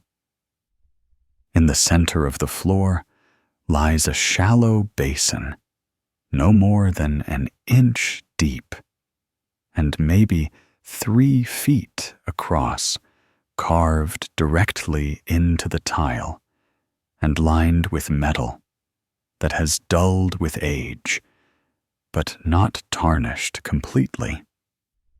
You approach and kneel beside it, inspecting the edges, the way the metal meets the stone without seam or adhesive, as though the basin had grown there instead of being installed.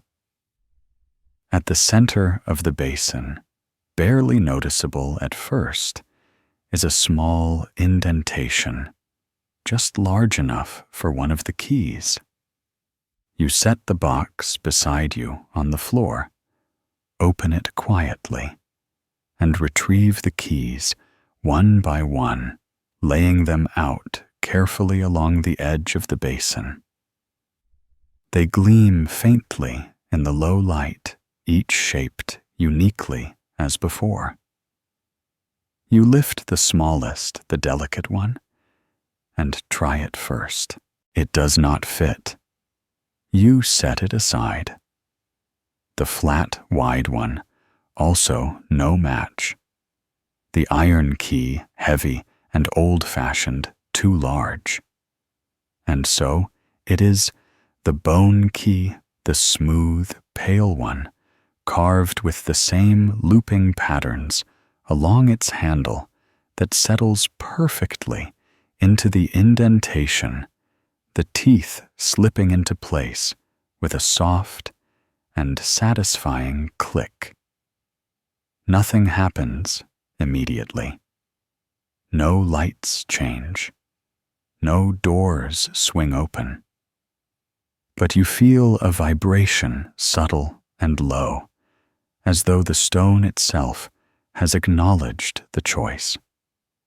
Then, slowly, soundlessly, a section of the wall begins to recede. You stand and turn to see a square outline forming in the smooth surface opposite the basin. The stone moves inward by a hand's width and then slides aside, revealing another passage darker still and narrower than before. You retrieve the bone key, place it back in the box, and lift the whole thing again. Then, lantern raised, you step through. This corridor is the narrowest, yet forcing you to turn slightly as you walk, your shoulder brushing one wall more often than not. It is short, however, and after only a few yards, it opens into another room. This one larger, taller, almost cathedral-like in its verticality. Here, columns rise from the floor to the ceiling, simple but immense, spaced evenly around a central space where something tall and cloth-draped stands. You enter slowly, your footsteps muted by the fine dust covering the floor, and approach the draped shape with caution, born not of fear, but of respect. The cloth is heavier than the one that covered the box, woven with thick threads that shimmer faintly. You walk around the object, noting its proportions. It's taller than a person, wider than a door. Its shape irregular, but contained as though whatever lies beneath is being softened or disguised by the fabric. You set the box down near the base and pause, letting the lantern's glow settle against the folds of the cloth. Then, without ceremony, you reach up and grasp one edge, pulling it gently away. The cloth falls with a slow, heavy rustle to the floor, revealing what lies beneath a mirror. Tall, framed in dark metal, like the smaller one you saw in the alcove, but far more ornate. The frame is etched with symbols, many now familiar, some not, and inlaid with small stones that catch the light like eyes. The surface of the mirror is perfectly smooth, unclouded, unbroken, but it does not reflect the room. It does not reflect you. Instead, it shows a spiral staircase, carved of pale stone curving downward into a soft blue darkness, lit by a light source that does not exist in the room where you stand. The image does not move. It is not a doorway, not yet, but it is an invitation. You lift the lantern and step closer, inspecting the surface. It remains unchanged, unwavering. The staircase within it simply waits. At the very base of the mirror, just beneath the frame, a shallow indentation is carved, small, curved, and unmistakably key-shaped. You kneel, open the box, and for a third time reach for the bone key.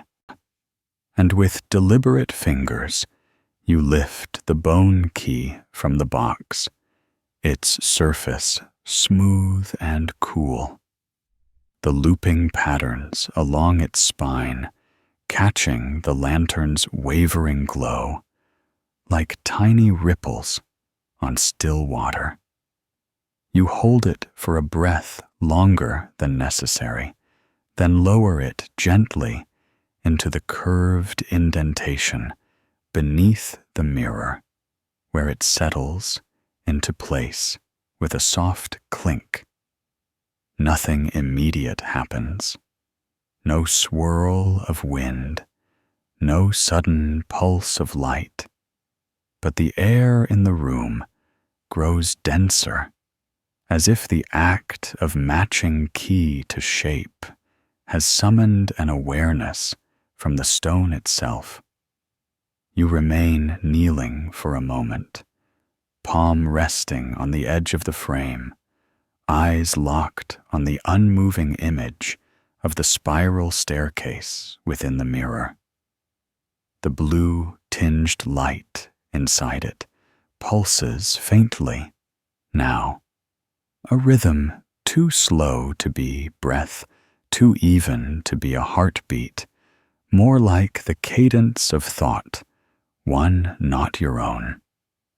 The image within begins to shimmer, just slightly, as though stirred by the idea of movement. Then, with a grace so quiet it almost escapes your notice, the surface of the mirror begins to ripple. Not with distortion, but with transition. The reflected staircase swelling outward, expanding, as if the glass no longer contains an image, but a threshold. You stand, the lantern still held high, casting its light uselessly now, as the glow within the mirror grows brighter, illuminating the room in soft, indirect shades of blue and silver. The floor beneath your boots vibrates, not with sound, but with a pressure that suggests the stone is listening. The mirror's surface pulses once more, and then becomes still, but changed. No longer a reflection, no longer even a window. It is now an opening. The staircase beyond it no longer appears flat, but dimensional, with depth, with space, with gravity. You reach out, and this time your fingertips do not meet glass. They pass through, met only by a faint coolness, like mist. Without moisture, you pull your hand back, stare for one final moment at the mirror, now functioning as a doorway, and then step through. The shift is immediate, but not jarring. You feel yourself pass through something, not a veil, not a barrier, but a pause. A moment stretched so thin, it barely counts as time. Then you are on the other side, standing on the first step of the spiral staircase, which curves downward into the same serene blue glow you saw from the other room. The mirror behind you still exists, but its frame is now anchored into the air itself, suspended impossibly in a space with no visible walls, only the curving stone beneath your feet and the endless dark beyond. You look up, but there is no ceiling, only distance, and perhaps memory. You begin your descent. The stairs are worn but stable, each one wide enough to feel secure underfoot, the stone cool and dry. The blue glow emanates from narrow seams along the inner wall of the spiral, as if some ancient artisan tucked moonlight into the cracks for safekeeping. You count steps because that feels appropriate. 10, 20, 30. But soon you stop. The numbers seem both too many and not enough, and the descent does not follow the logic of space you thought you understood. You pass alcoves now and then, each recessed into the outer curve of the wall, each holding something different. In the first, a bowl filled with tiny bones. In the second, a mask carved of dark wood, its features neutral, but not blank. In the third, a book too heavy for its shelf, its spine cracked, and its pages stained. You do not stop. You descend. Time loosens around you, not lost, but elongated. The act of walking becomes rhythmic, and the light becomes more ambient, less a thing that exists, and more a condition that simply is. Then, finally, you reach a landing. The staircase ends without fanfare, spilling out into a chamber that feels older than anything above. The air here is still and carries a faint warmth, the kind that rises from stone that has held the memory of light. You step forward into the room, your boots tapping softly on a floor made not of flagstone, but of single slabs of dark stone, veined faintly with quartz or silver. The walls are bare, the ceiling domed, and in the center stands a platform, low circular and quiet. Upon it lies another box, smaller than the one you carry, darker. Its surface bears the same carvings, the same looped patterns, and the symbol of circle and line. But this one is open and empty. You place your box beside it, the two now touching edge to edge like parts of a story nearly finished. You wait. Nothing happens. You kneel inspecting the smaller box. Inside, faint grooves suggest something once rested there, perhaps the very key you used above, or another like it. There are no instructions, no notes, no faintly glowing sigils to guide you. Only the boxes, the silence, and the feeling that something here is unfinished. You glance around the chamber, noticing now that each corner, though the room is round, it still somehow has corners, holds a pillar, low and wide, each with a shallow depression at the top. You approach the nearest and find it dusted with fine sand, the center of the depression marked with a familiar symbol. You walk to the second, then the third, then the fourth.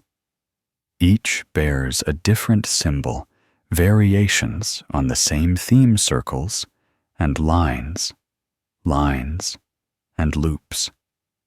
You return to the platform and lift your box. This time, when you open it, you do not hesitate. You remove the keys one by one and walk them to the pillars.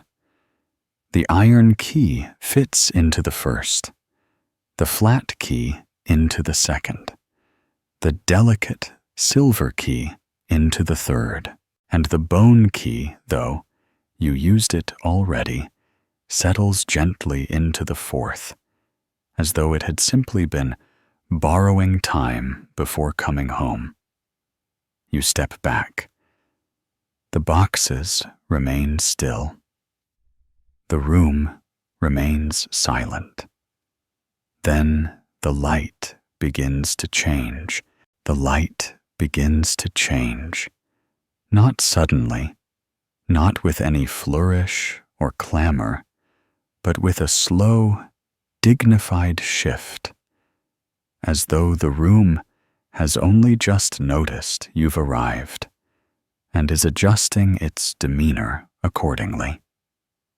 The soft blue hue that has bathed the chamber until now begins to warm, taking on subtle tones of amber and pale gold, as if sunrise were considering the space from a great distance. The four pillars, each now cradling a key, respond not with movement, but with a quiet activation. Lines carved into their stone faces glow faintly, the old symbols illuminating as though inked with light rather than pigment. These lines do not form new instructions or images. Instead, they expand upon what was already there, revealing layers that were always present but previously invisible. The room remains silent. No hum, no vibration, only the low awareness that something has shifted, not just around you, but with you. You walk slowly back toward the platform, where the two boxes rest, the unopened one and the open one, their carved surfaces absorbing the golden light like moss drinking in dew. You kneel again, and this time something small and deliberate catches your eye. In the side of the unopened box, where the grain of the wood curves inward slightly, is a notch subtle, easily missed, but intentional. You run your fingertip along it, feeling a resistance that is not friction, but purpose. The notch is not decoration. It is a mechanism.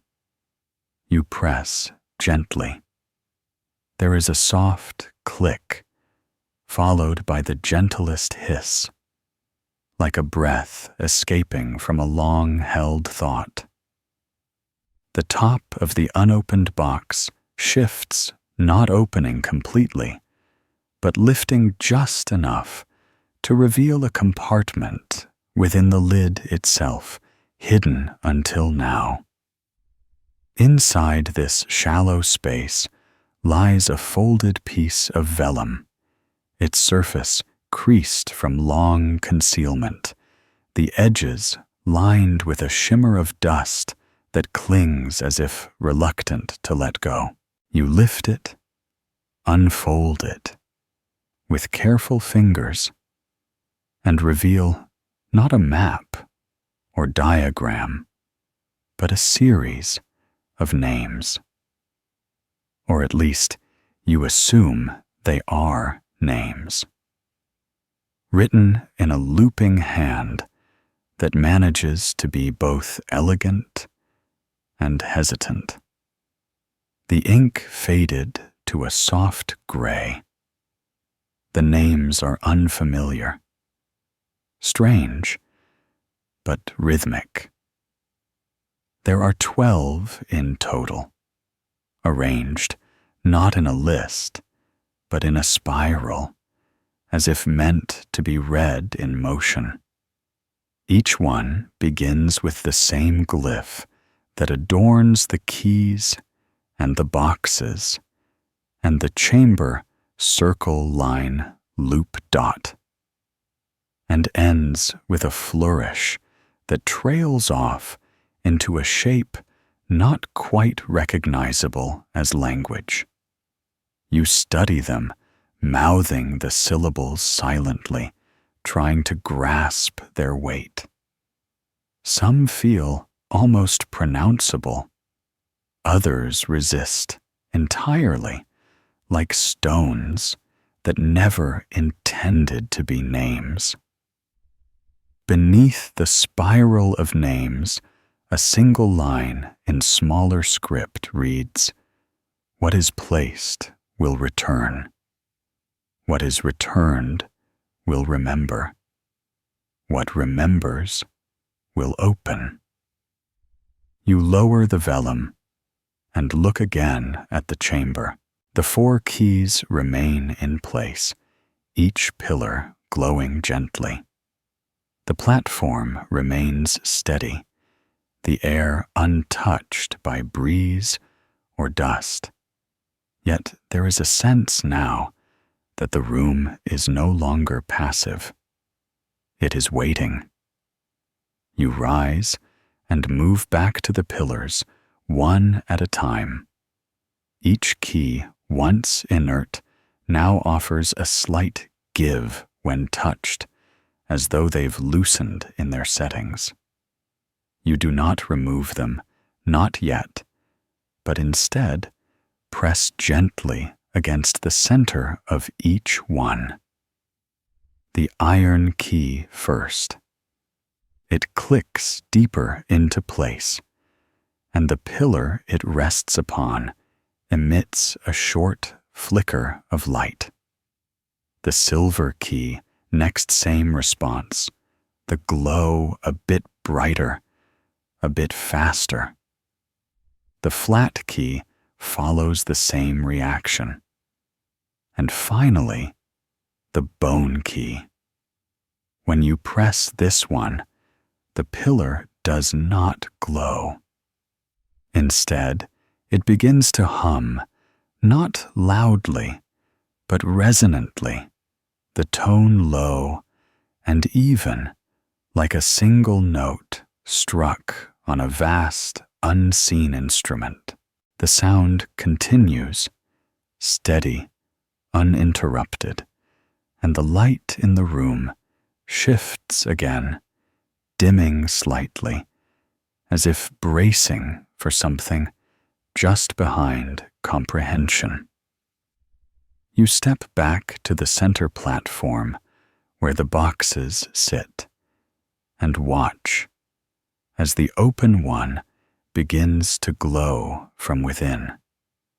The base of it, the empty compartment, now lights up with the same golden hue that radiates from the pillars, and within it shapes begin to emerge.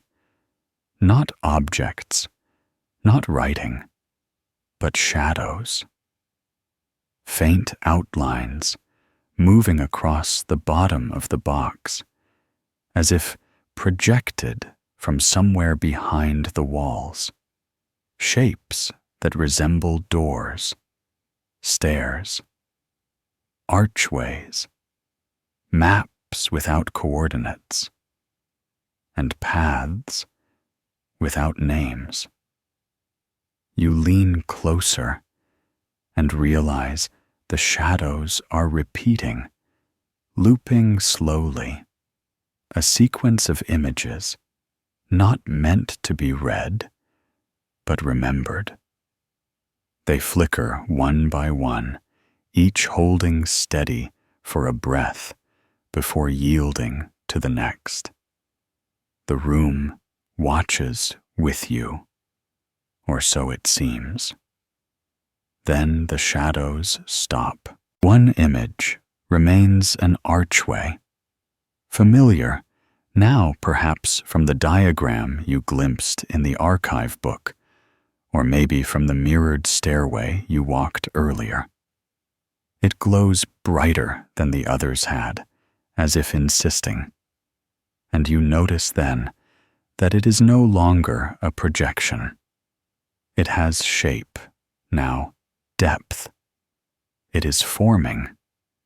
You step back, instinctively, watching as the air beside the platform begins to waver, shimmer, the golden light gathering and condensing into something almost solid. A soft rush of warmth follows the kind that suggests the end of a long day and the approach of something inevitable.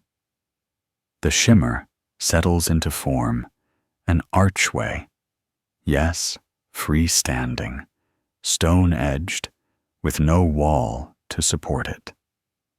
It exists now in the space beside the boxes, its inner surface opaque and shifting, not dark, but indistinct, like water viewed through candlelight. You stand before it, box in one hand, lantern in the other, and the hum from the bone key continues steady, like a voice with no words, just intent. The air has changed, again, grown heavier, with potential, the quiet anticipation of something both ancient and awake. The archway offers no sound, no instruction, no persuasion. It simply is, a question made of ison and shimmer. And so you step closer, not rushing, not resisting, merely aligning yourself with what the archway quietly offers. Its shimmer, steady, its silence, louder than sound. The platform behind you remains as it was, boxes resting, keys settled. The room glowing with a dignity that speaks of long-kept secrets, not yet spoiled by revelation. The archway's surface wavers gently, as if stirred by the approach of your breath rather than your steps. And you notice now that it is neither liquid nor solid, but a precise midpoint between the two. Something that exists not to be understood, but to be used. You lift the lantern, though you suspect its light will be meaningless on the other side, and carry the box beneath your arm, still closed, still heavy, still possessed of that peculiar patience only certain objects can achieve. As you cross the threshold, there is no resistance, no flash, no sound, not even the shifting of air.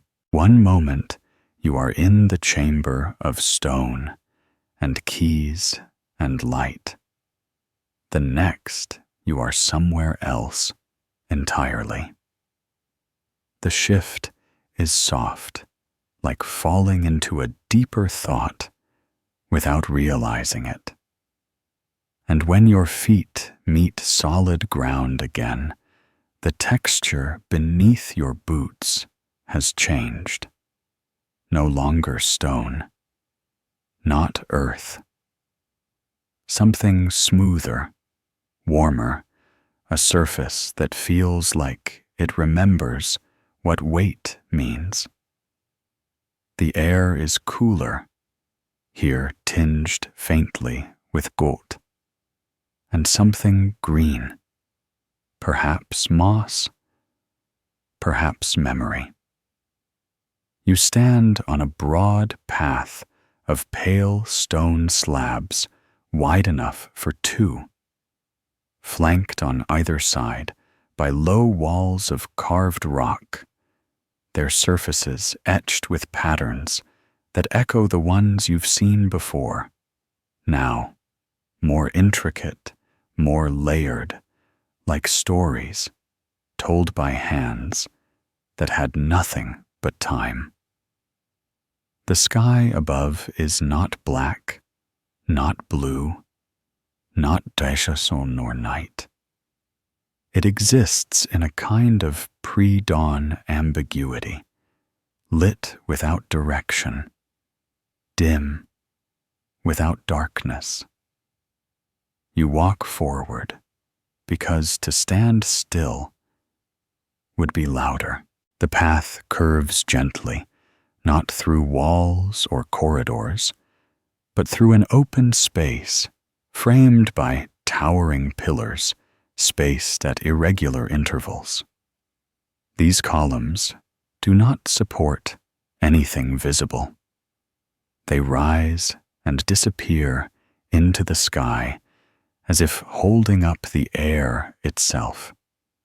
Some lean slightly. Others are wrapped in thin climbing vines with silvered leaves that shimmer as if breathing. The box is still warm against your side, its shape reassuringly unchanged, and the lantern, though dimmer, now continues to cast a modest glow that reaches only as far as your next step, encouraging neither hurry nor pause. You follow the path until it stops, not abruptly, but with the deliberate quiet of something that was never meant to go on forever. Ahead is a platform raised by only a few inches, circular in shape, and ringed with a shallow groove etched into the stone. At its center stands a single figure, not a person, not quite. It is a statue, human-shaped, but blurred in detail, as if sculpted by someone who understood the concept of humanity, but had only second-hand experience. The figure stands upright, arms at its sides, its surface smooth, but not reflective. You approach slowly, stepping up onto the platform, and as you do, the lantern flickers once and extinguishes itself, not in protest, but in understanding. You do not mind. The light around you is soft and sufficient, coming now from the grooves in the stone which glow faintly with that same old warmth, that same gold-tinged memory. You set the lantern down. The box, however, you do not. Instead, you move closer to the statue, examining the space at its base. There, carved into the stone, where its feet meet the platform, is another symbol. The circle and line now joined by a spiral curling inward, pulling the symbol into itself like a thought, retracting for safekeeping. In front of the statue, a shallow depression, a place not for a key, not for a scroll, but for a box. Your box. You kneel, set it down into the space, and feel the faintest vibration pass through your fingertips. Not movement, not sound, just acknowledgement. The box fits perfectly. As it settles, the grooves around the platform brighten slightly, and the statue shifts. Not its stance, not its material, but its presence. Something about it grows clearer.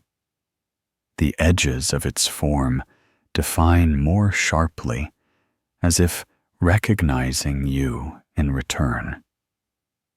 Its arms remain still, its gaze unfixed, but you feel watched in the way trees might watch, without judgment, without agenda, but with ancient, slow curiosity. The box begins to open on its own. The lid lifts without sound or hinge, revealing not the keys, which are gone, but a single object, a shard, glass or crystal, or something that has not decided yet. It floats upward, weightless, held in place before the statue, spinning slowly. Within its center, the familiar spiral turns, etched deep, but shifting faintly as it rotates. You stand slowly, unsure if action is required or merely observation. But before you can decide, the statue begins to speak. Not aloud, not in words, in sensation. You feel it in your spine, in the bones behind your eyes. A voice shaped like intention, pressed into your thoughts like a seal into wax. It does not say your name. It does not ask a question. It offers something quieter, something older understanding. And in that moment, you see not with your eyes, but with memory you did not know you carried.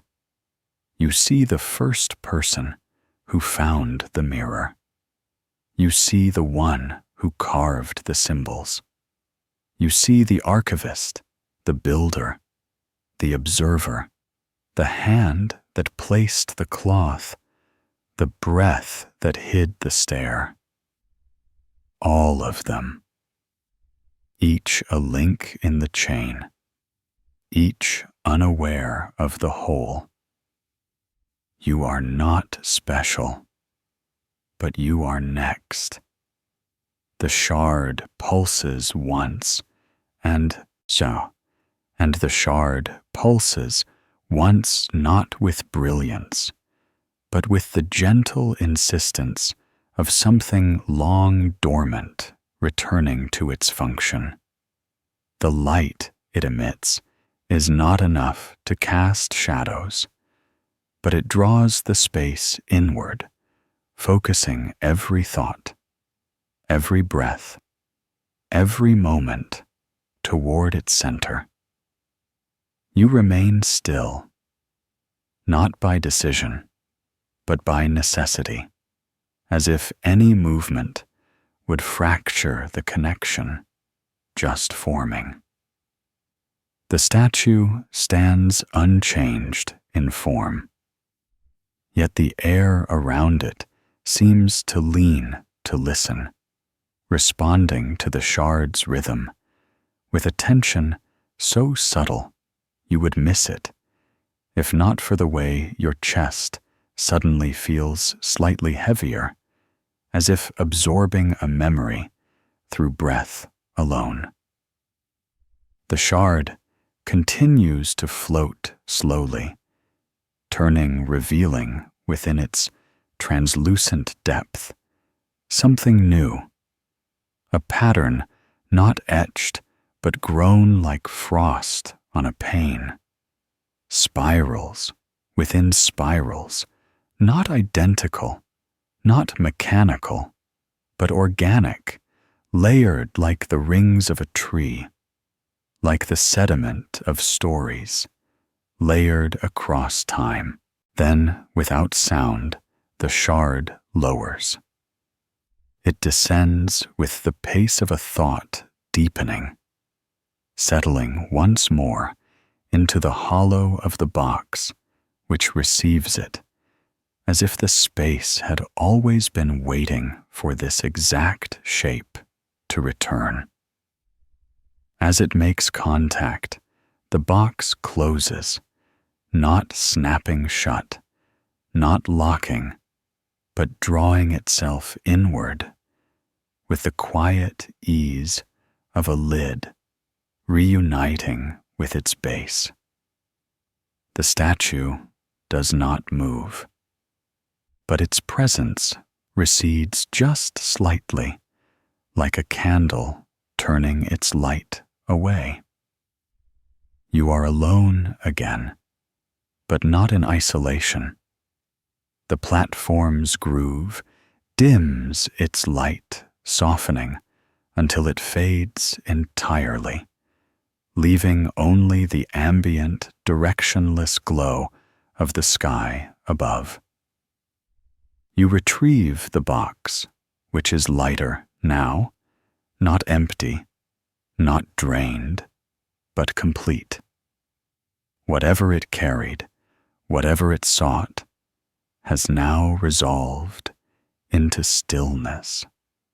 You turn slowly from the statue and step off the platform, your boots finding the path. Again, the pale slabs now faintly warm beneath your feet. The air has shifted, too, taking on the scent of something gently floral, distant lilac, or perhaps the idea of it carried by a wind that doesn't move, but suggests it once did. The way ahead is not marked by sign or sound, but there is a direction in the way the light leans and the way your feet move of their own accord. You follow. The pillars continue for a while, and then begin to thin out, fewer in number, taller, now spaced wider.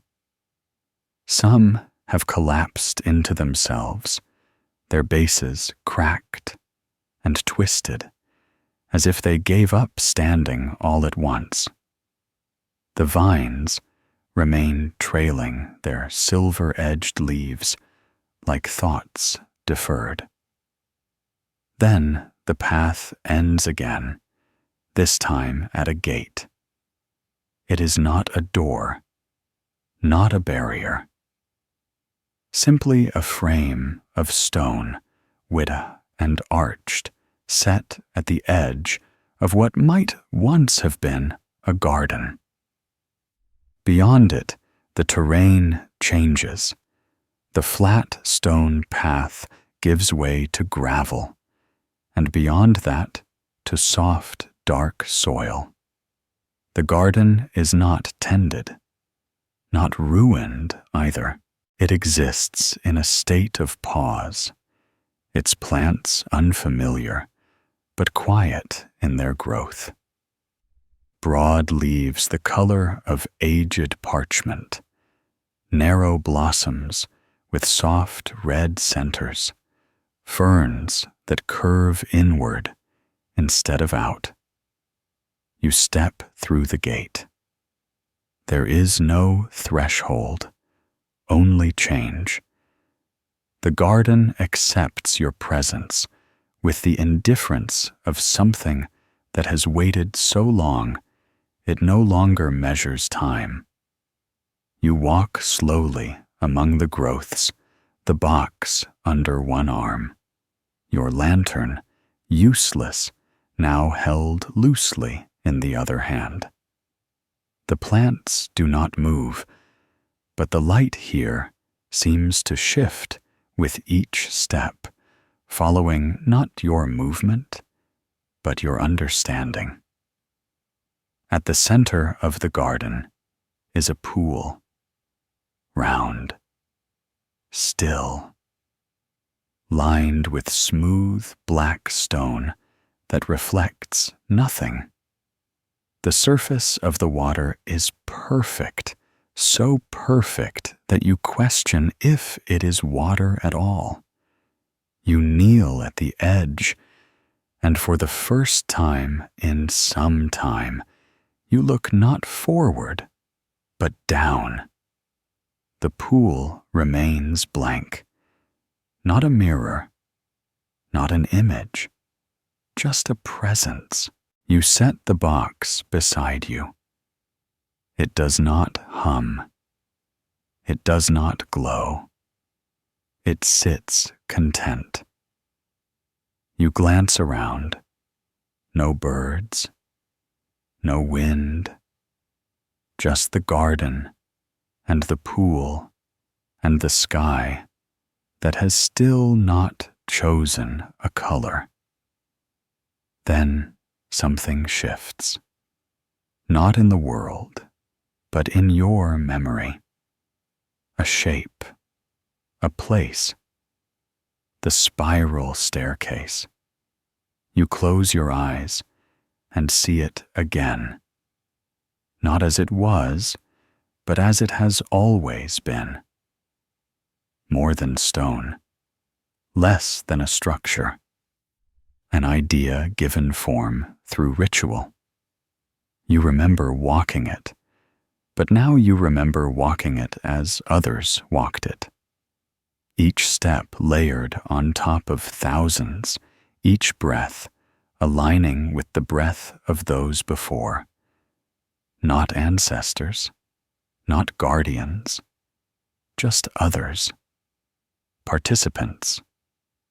You open your eyes and reach for the box. It opens at your touch, quiet and familiar. Inside, the shard remains, but it is no longer a shard. It has grown, or revealed itself more fully. It is now a disk, still transparent, still pulsing faintly, but edged with script you recognize from the pillar carvings. You lift it. It weighs nothing.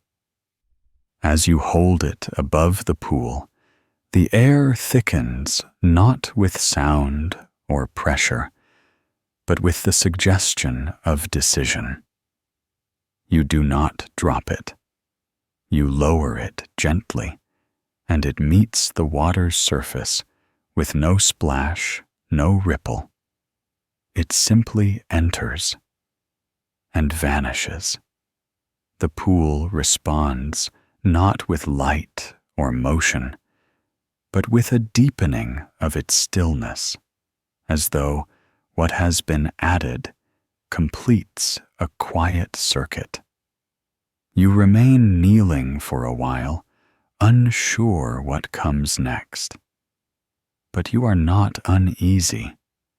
The garden remains unchanged. The sky remains undecided. You rise, box in hand, and turn away from the pool. Another path, now narrow, less defined, leading through a gap in the underbrush that was not there before. You follow, and the light begins to shift once again. And the light begins to shift once again, this time less like a sunrise or sunset, and more like a gentle closing of a book you hadn't realized was still open.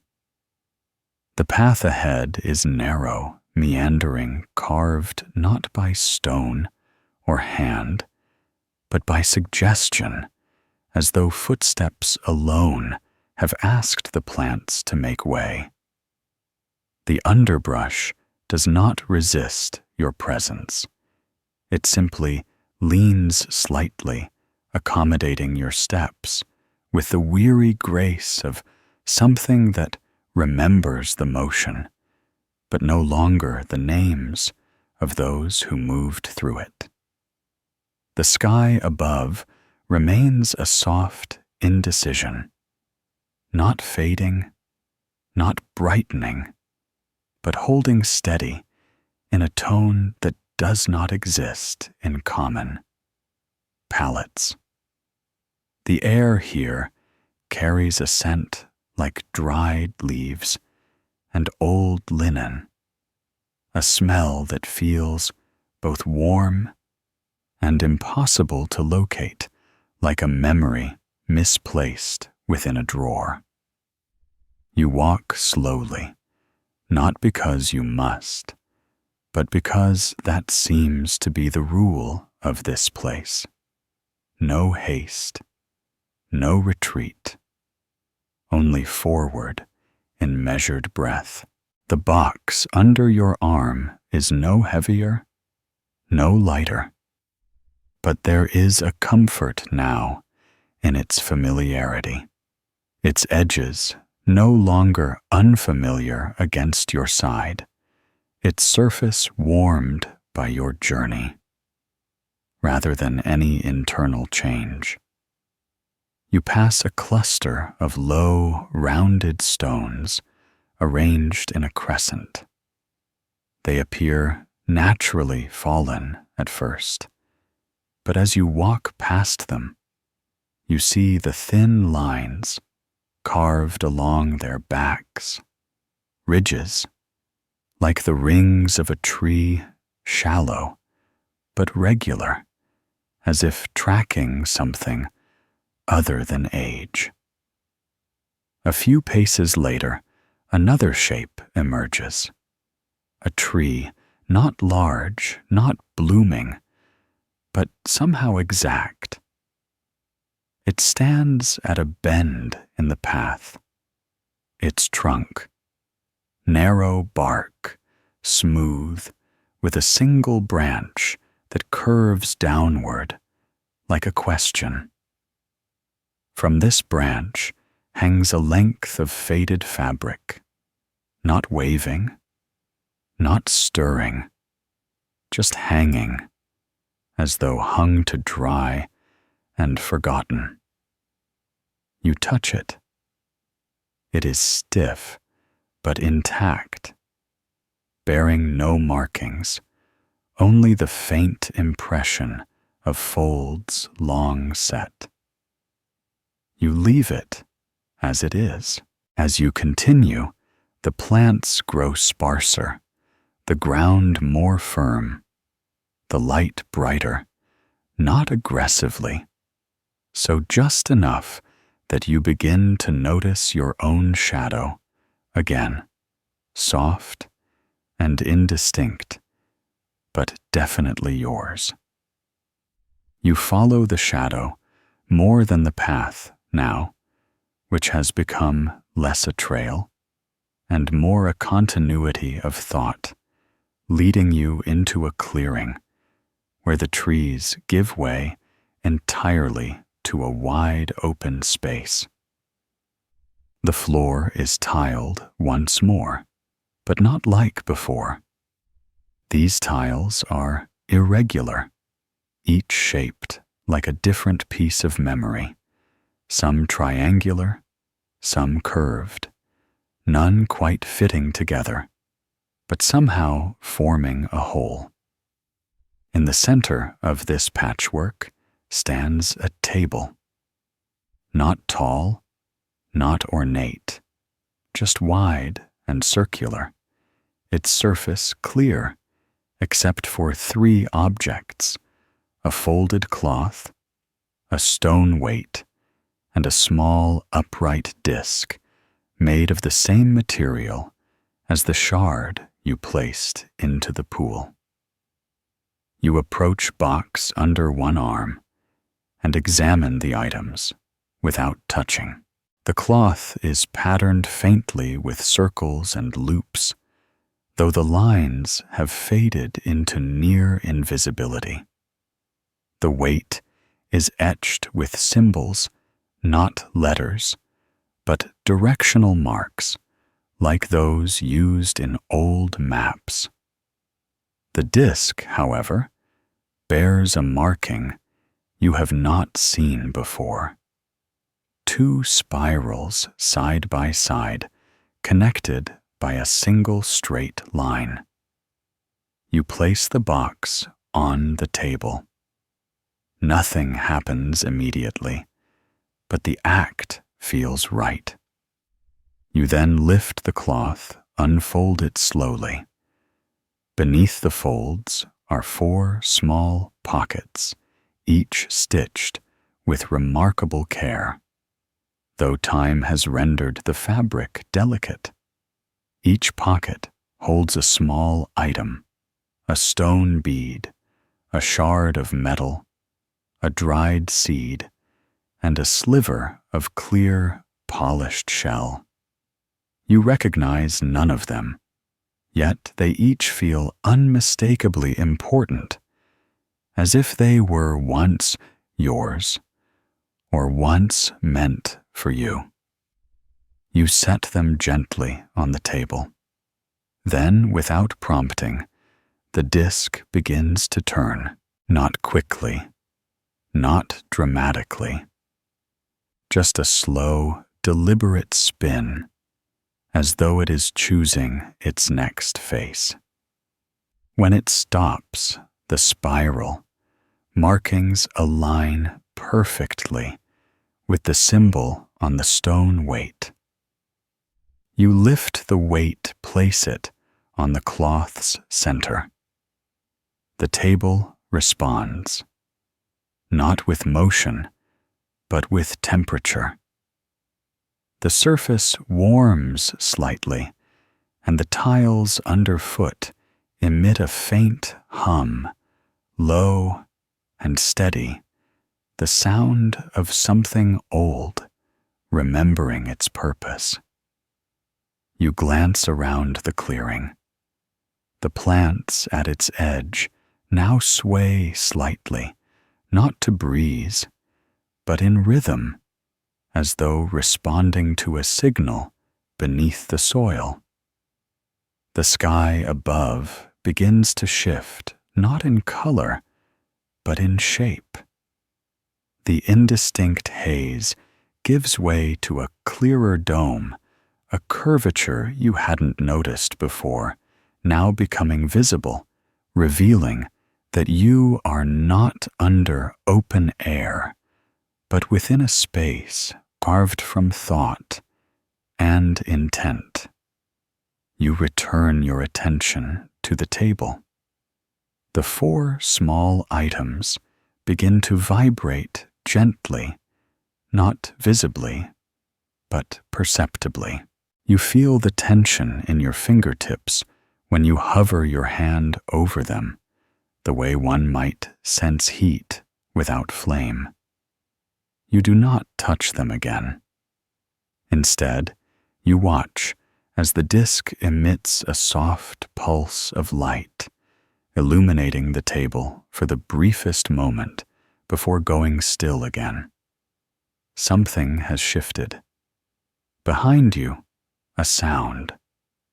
Not a door. Not a voice. just a presence. You turn. At the edge of the clearing where the path once ended stands a figure. Human in height, in outline, but indistinct, draped in the same silver-threaded vines that curled along the pillars. The figure does not move, but its existence narrows the air between you, like a focus drawn to a name not yet spoken. The box remains on the table. The figure waits. You feel no threat, only that something must be brought forward. Something old, something yours. And so you begin to walk toward the figure, not quickly, not cautiously, but with the steady gait of someone approaching a memory that might belong to them, though they've never held it before. The clearing remains behind you, quiet and content, the box resting peacefully on the table, like a question already asked and only half answered. The ground beneath your steps retains its patchwork of irregular tiles, but each one now seems to echo faintly underfoot, as if acknowledging your passage. The figure remains unmoving, still cloaked in the silver-threaded vines that drape loosely around its form, catching the ambient light in quiet flashes that resemble the shimmer of breath on cold glass. As you draw closer, the figure becomes no clearer. Its outline resists specificity. Its features refuse to form. It exists more in principle than in detail, like a memory of a person remembered for their presence more than their appearance. You stop a few steps away, not out of fear or uncertainty, but because that seems the appropriate distance. The air between you and the figure feels dense, but not in a physical way. It's the weight of understanding, poised just before it becomes knowledge. The figure raises an arm slowly, not dramatically, just deliberately, and in its hand is a shape you've not seen until now. A small, square object wrapped in the same faded cloth you found on the table, bound with a length of thin, dark thread. The figure offers it to you without moving forward, and though it does not speak, the intent is unmistakable. You reach out and take it. The object is warm in your palm, not with heat, but with familiarity, like an item returned to you after years of absence. The thread binding it comes undone with a single tug, slipping loose with a quiet sigh, and the cloth folds away, revealing a small cube stone, or wood, or something in between. Its faces are carved with symbols you recognize, though not from this journey. They are simpler, older, the kind a child might scratch into earth with a stick. A spiral, a sun, a hand, a gate. You do not know what to do with it, and yet your fingers move without hesitation, turning the cube once then again, until a soft click sounds from within. Not mechanical, not magical, just a response, a recognition. The figure lowers its arm and for the first time steps backward, not away, but aside. Behind it, where there had been only the haze of the dome's edge, a new passage reveals itself. Not a corridor, not a tunnel. Something like a path, yes, but one composed not of stone or earth, but of overlapping impressions, footprints made of light, soft trails, worn into the very air, illuminated only by the memory of movement. You glance once more at the cube, now inert in your hand, its symbols dim but present, and you pocket it carefully, wrapping it again in the cloth and tucking it away beside the box you retrieve from the table. When you look up again, the figure is gone, not vanished, not fled, simply no longer here. The vines it wore remain pooled gently at the path's entrance, like a robe set aside with care. You step over them and begin to walk. The passage ahead feels different than all the others, not darker, not lighter, but thinner, as though space here has grown, stretched like parchment handled too many times. Each step echoes not in sound, but in sensation. You feel the distance accumulate in the soles of your feet and in the slow pull of breath into your chest. There are no walls, but you sense boundaries. There is no ceiling, but you feel watched, not with judgment, but with interest. The path curves slightly enough to remind you that this place still resists straight lines, still prefers movement to stasis. As you walk, the box in your arm hums not audibly, not to the ear, but in your bones. A vibration so soft it might be imagined, except it pulses in rhythm with your steps. Ahead, the passage begins to narrow, not in size, but in focus. The space becomes more specific, less suggestion, and more intent, guiding you into what can only be described as a chamber formed from stillness itself.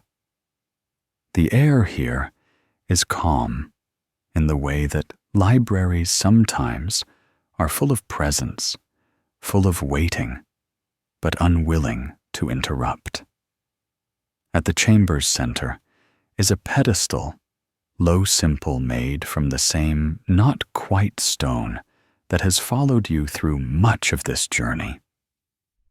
Upon it is a second cube, identical in size and shape to the one you carry, but unwrapped its symbols, already glowing faintly. You approach box still cradled under one arm, and remove your cube from the cloth. The pedestal accepts it without motion, without light. It simply makes space for it. And the moment the two cubes rest side by side, a line of light appears between them, connecting one spiral to the other.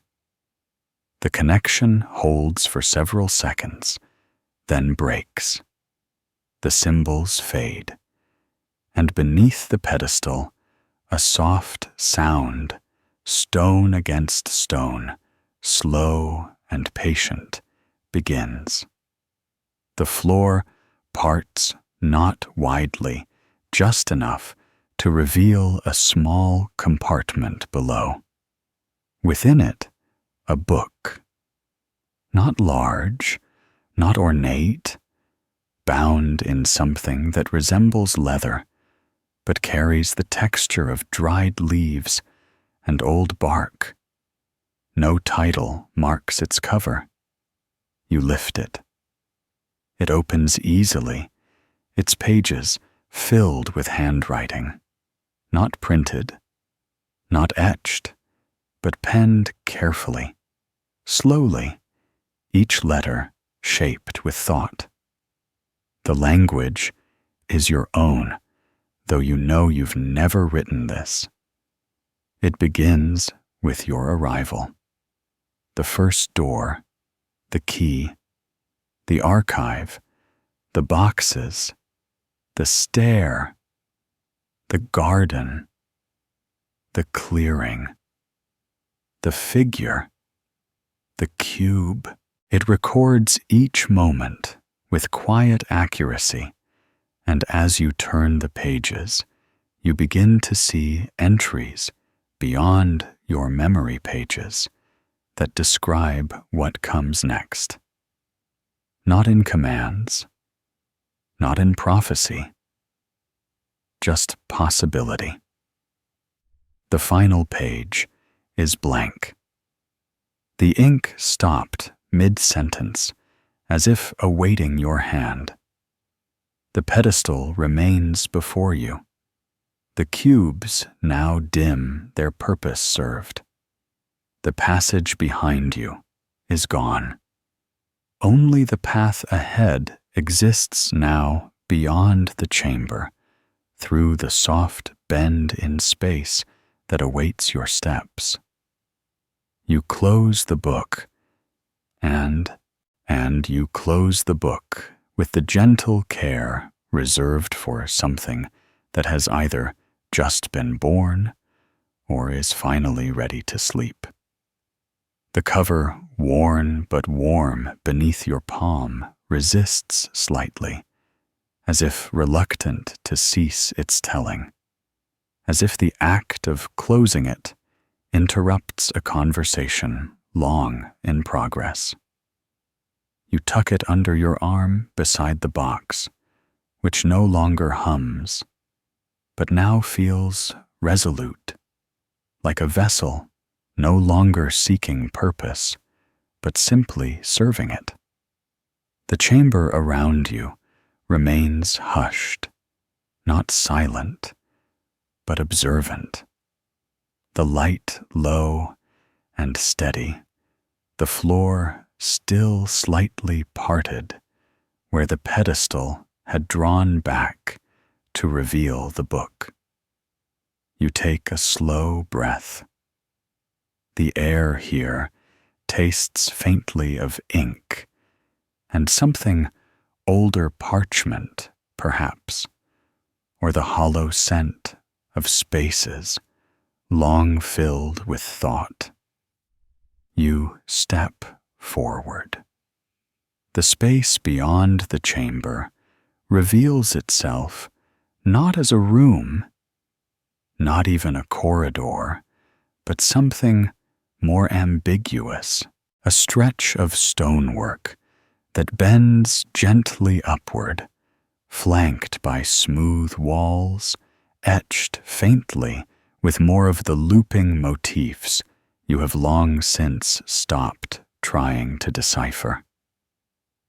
Their presence no longer puzzles you. It soothes. They are reminders of a continuity not fully knowable, but undeniably present. As you ascend the incline, shallow and respectful, the passage begins to shift in texture, not visually, not structurally, but atmospherically. The air grows slightly warmer, more filled with the scent of dry things left in sunlight too long, linen paper, the faint tang of dust heated by glass. And with this, something else arrives. Not sound, not movement, memory. Not yours. At least not originally. It washes over you slowly, not in images or language, but in sensation, a soft ache in your knuckles, the sensation of ink drying on skin, the weight of an object lifted hundreds of times in the same careful way. These are not your memories, but they occupy your senses now, like borrowed clothing that fits a little too well. You continue upward. The light shifts gradually from its former indirect glow to something more directional, spilling down from a wide opening ahead. Not a doorway, not quite. More like a softened breach in the structure, a place where architecture gives way to environment. As you reach it, you step through without pause into a space that defies naming. Not outdoors, not indoors. The floor remains the same smooth, not quite stone, but above you stretches a ceiling, not held up by columns or beams, but by light itself, curved and translucent, glowing with a filtered luminance that recalls the quiet radiance of morning fog. You pause here, allowing your eyes to adjust, and as they do, you begin to notice structures nestled throughout the space. Low platforms, shallow steps, short walls arranged in quiet conversation. Not buildings, not ruins, arrangements, as if someone had placed each piece with thought, but never shared the plan.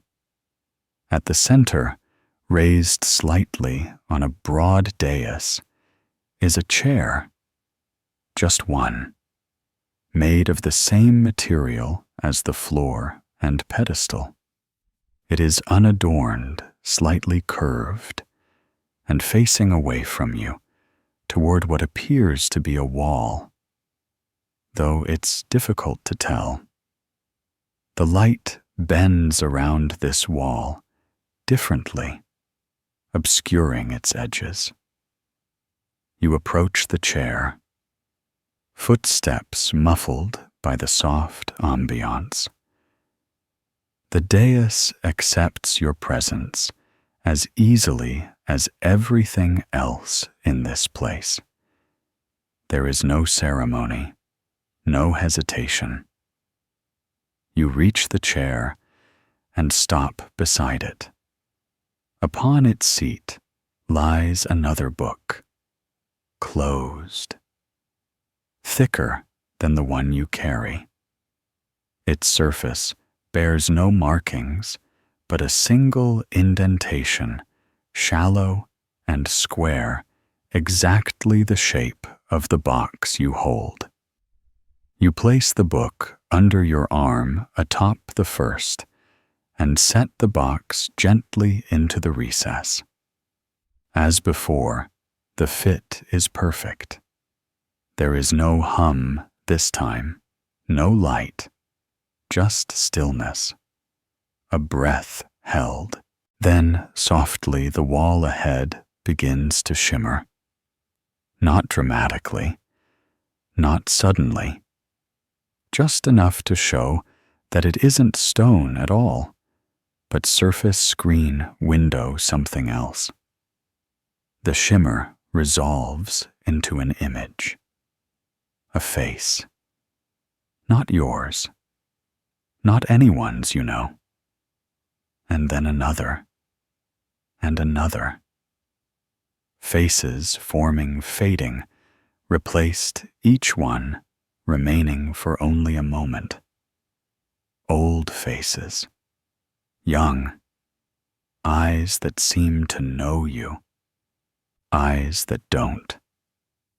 Some turn to look directly at you.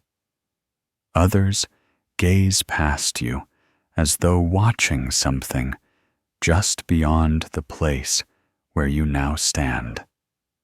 They are not ghosts. They are not alive. They are records. The shimmer continues until finally the faces stop, and in their place, text, words, your language, your name, or something close to it, followed by a line you do not recall writing. This is not the end. This is not the beginning. This is the shape of what remains. The chair invites you now, not urgently, not even explicitly, but clearly. You sit. The second book. The thicker one opens itself upon your lap, its pages blank, its spine relaxed. A single writing instrument appears in the air beside you, descending like a thought you'd forgotten to catch. You lift it. It is warm. The tip does not scratch. It glides. And so you begin to write, not a story, not a report, just what you remember, what you've carried, what you've become. The act of writing is slow, comfortable. You forget the time. You forget even the concept of time. Words come as they must not from choice, but from rhythm. Behind you, the passage you took has faded like breath on glass. Ahead, the light continues to deepen, not dim, just grow richer, more textured, as if saturated with experience. The chair adjusts to your shape. The book never resists your hand. And though the air grows stiller and the structure quieter, the page beneath your hand still waits. And the page beneath your hand still waits, patient and unhurried, the way a calm sea waits for the tide to turn. You continue writing, not because you know what must be said, but because the act itself seems to reveal what matters. The words flow without flourish, without ornament, each line unfolding with the quiet precision of something simply meant to exist. You do not question where the content comes from, whether from memory, or from the room, or from some part of you that had been listening all along. Each sentence fits gently into place, a stone beside another, in a path not yet complete. The book accepts it, all the pages, turning only when needed, each one bearing the faint scent of parchment warmed by sunlight. Around you, the space holds steady. The shimmering wall ahead continues to pulse gently, no longer showing faces, but instead shifting patterns of light and shadow, unreadable, not meaningless. The shapes are soothing. The way leaves flutter across a forest floor, or reflections tremble on still water. The pen, if it is a pen, feels lighter now, as though it too has settled into its hole, needing only your guidance, not your effort. The act of writing has become more than transcription. It is translation. You are not recording events. You are remembering how they are supposed to be remembered. The difference is subtle, but important. Now and then, you glance toward the box still resting in its recess on the chair's broad arm.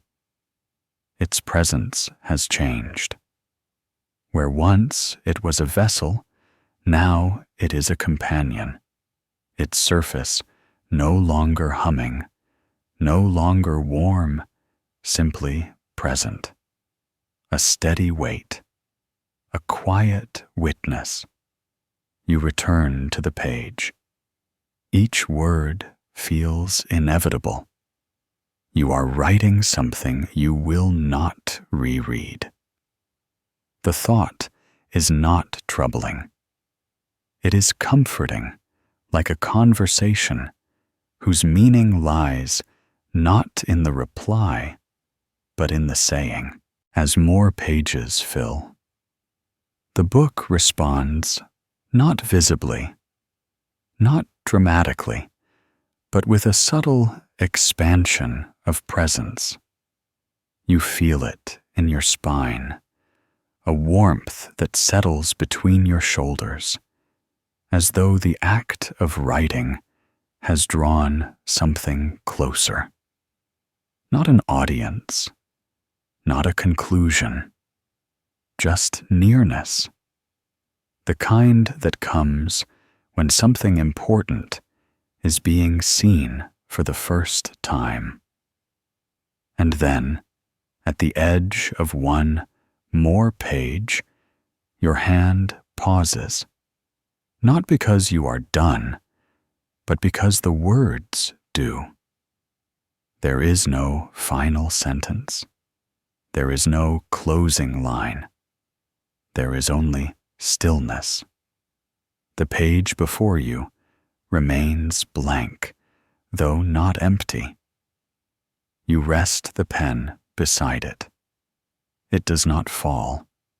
It remains upright, balanced on the edge of the book, as if supported by thought alone.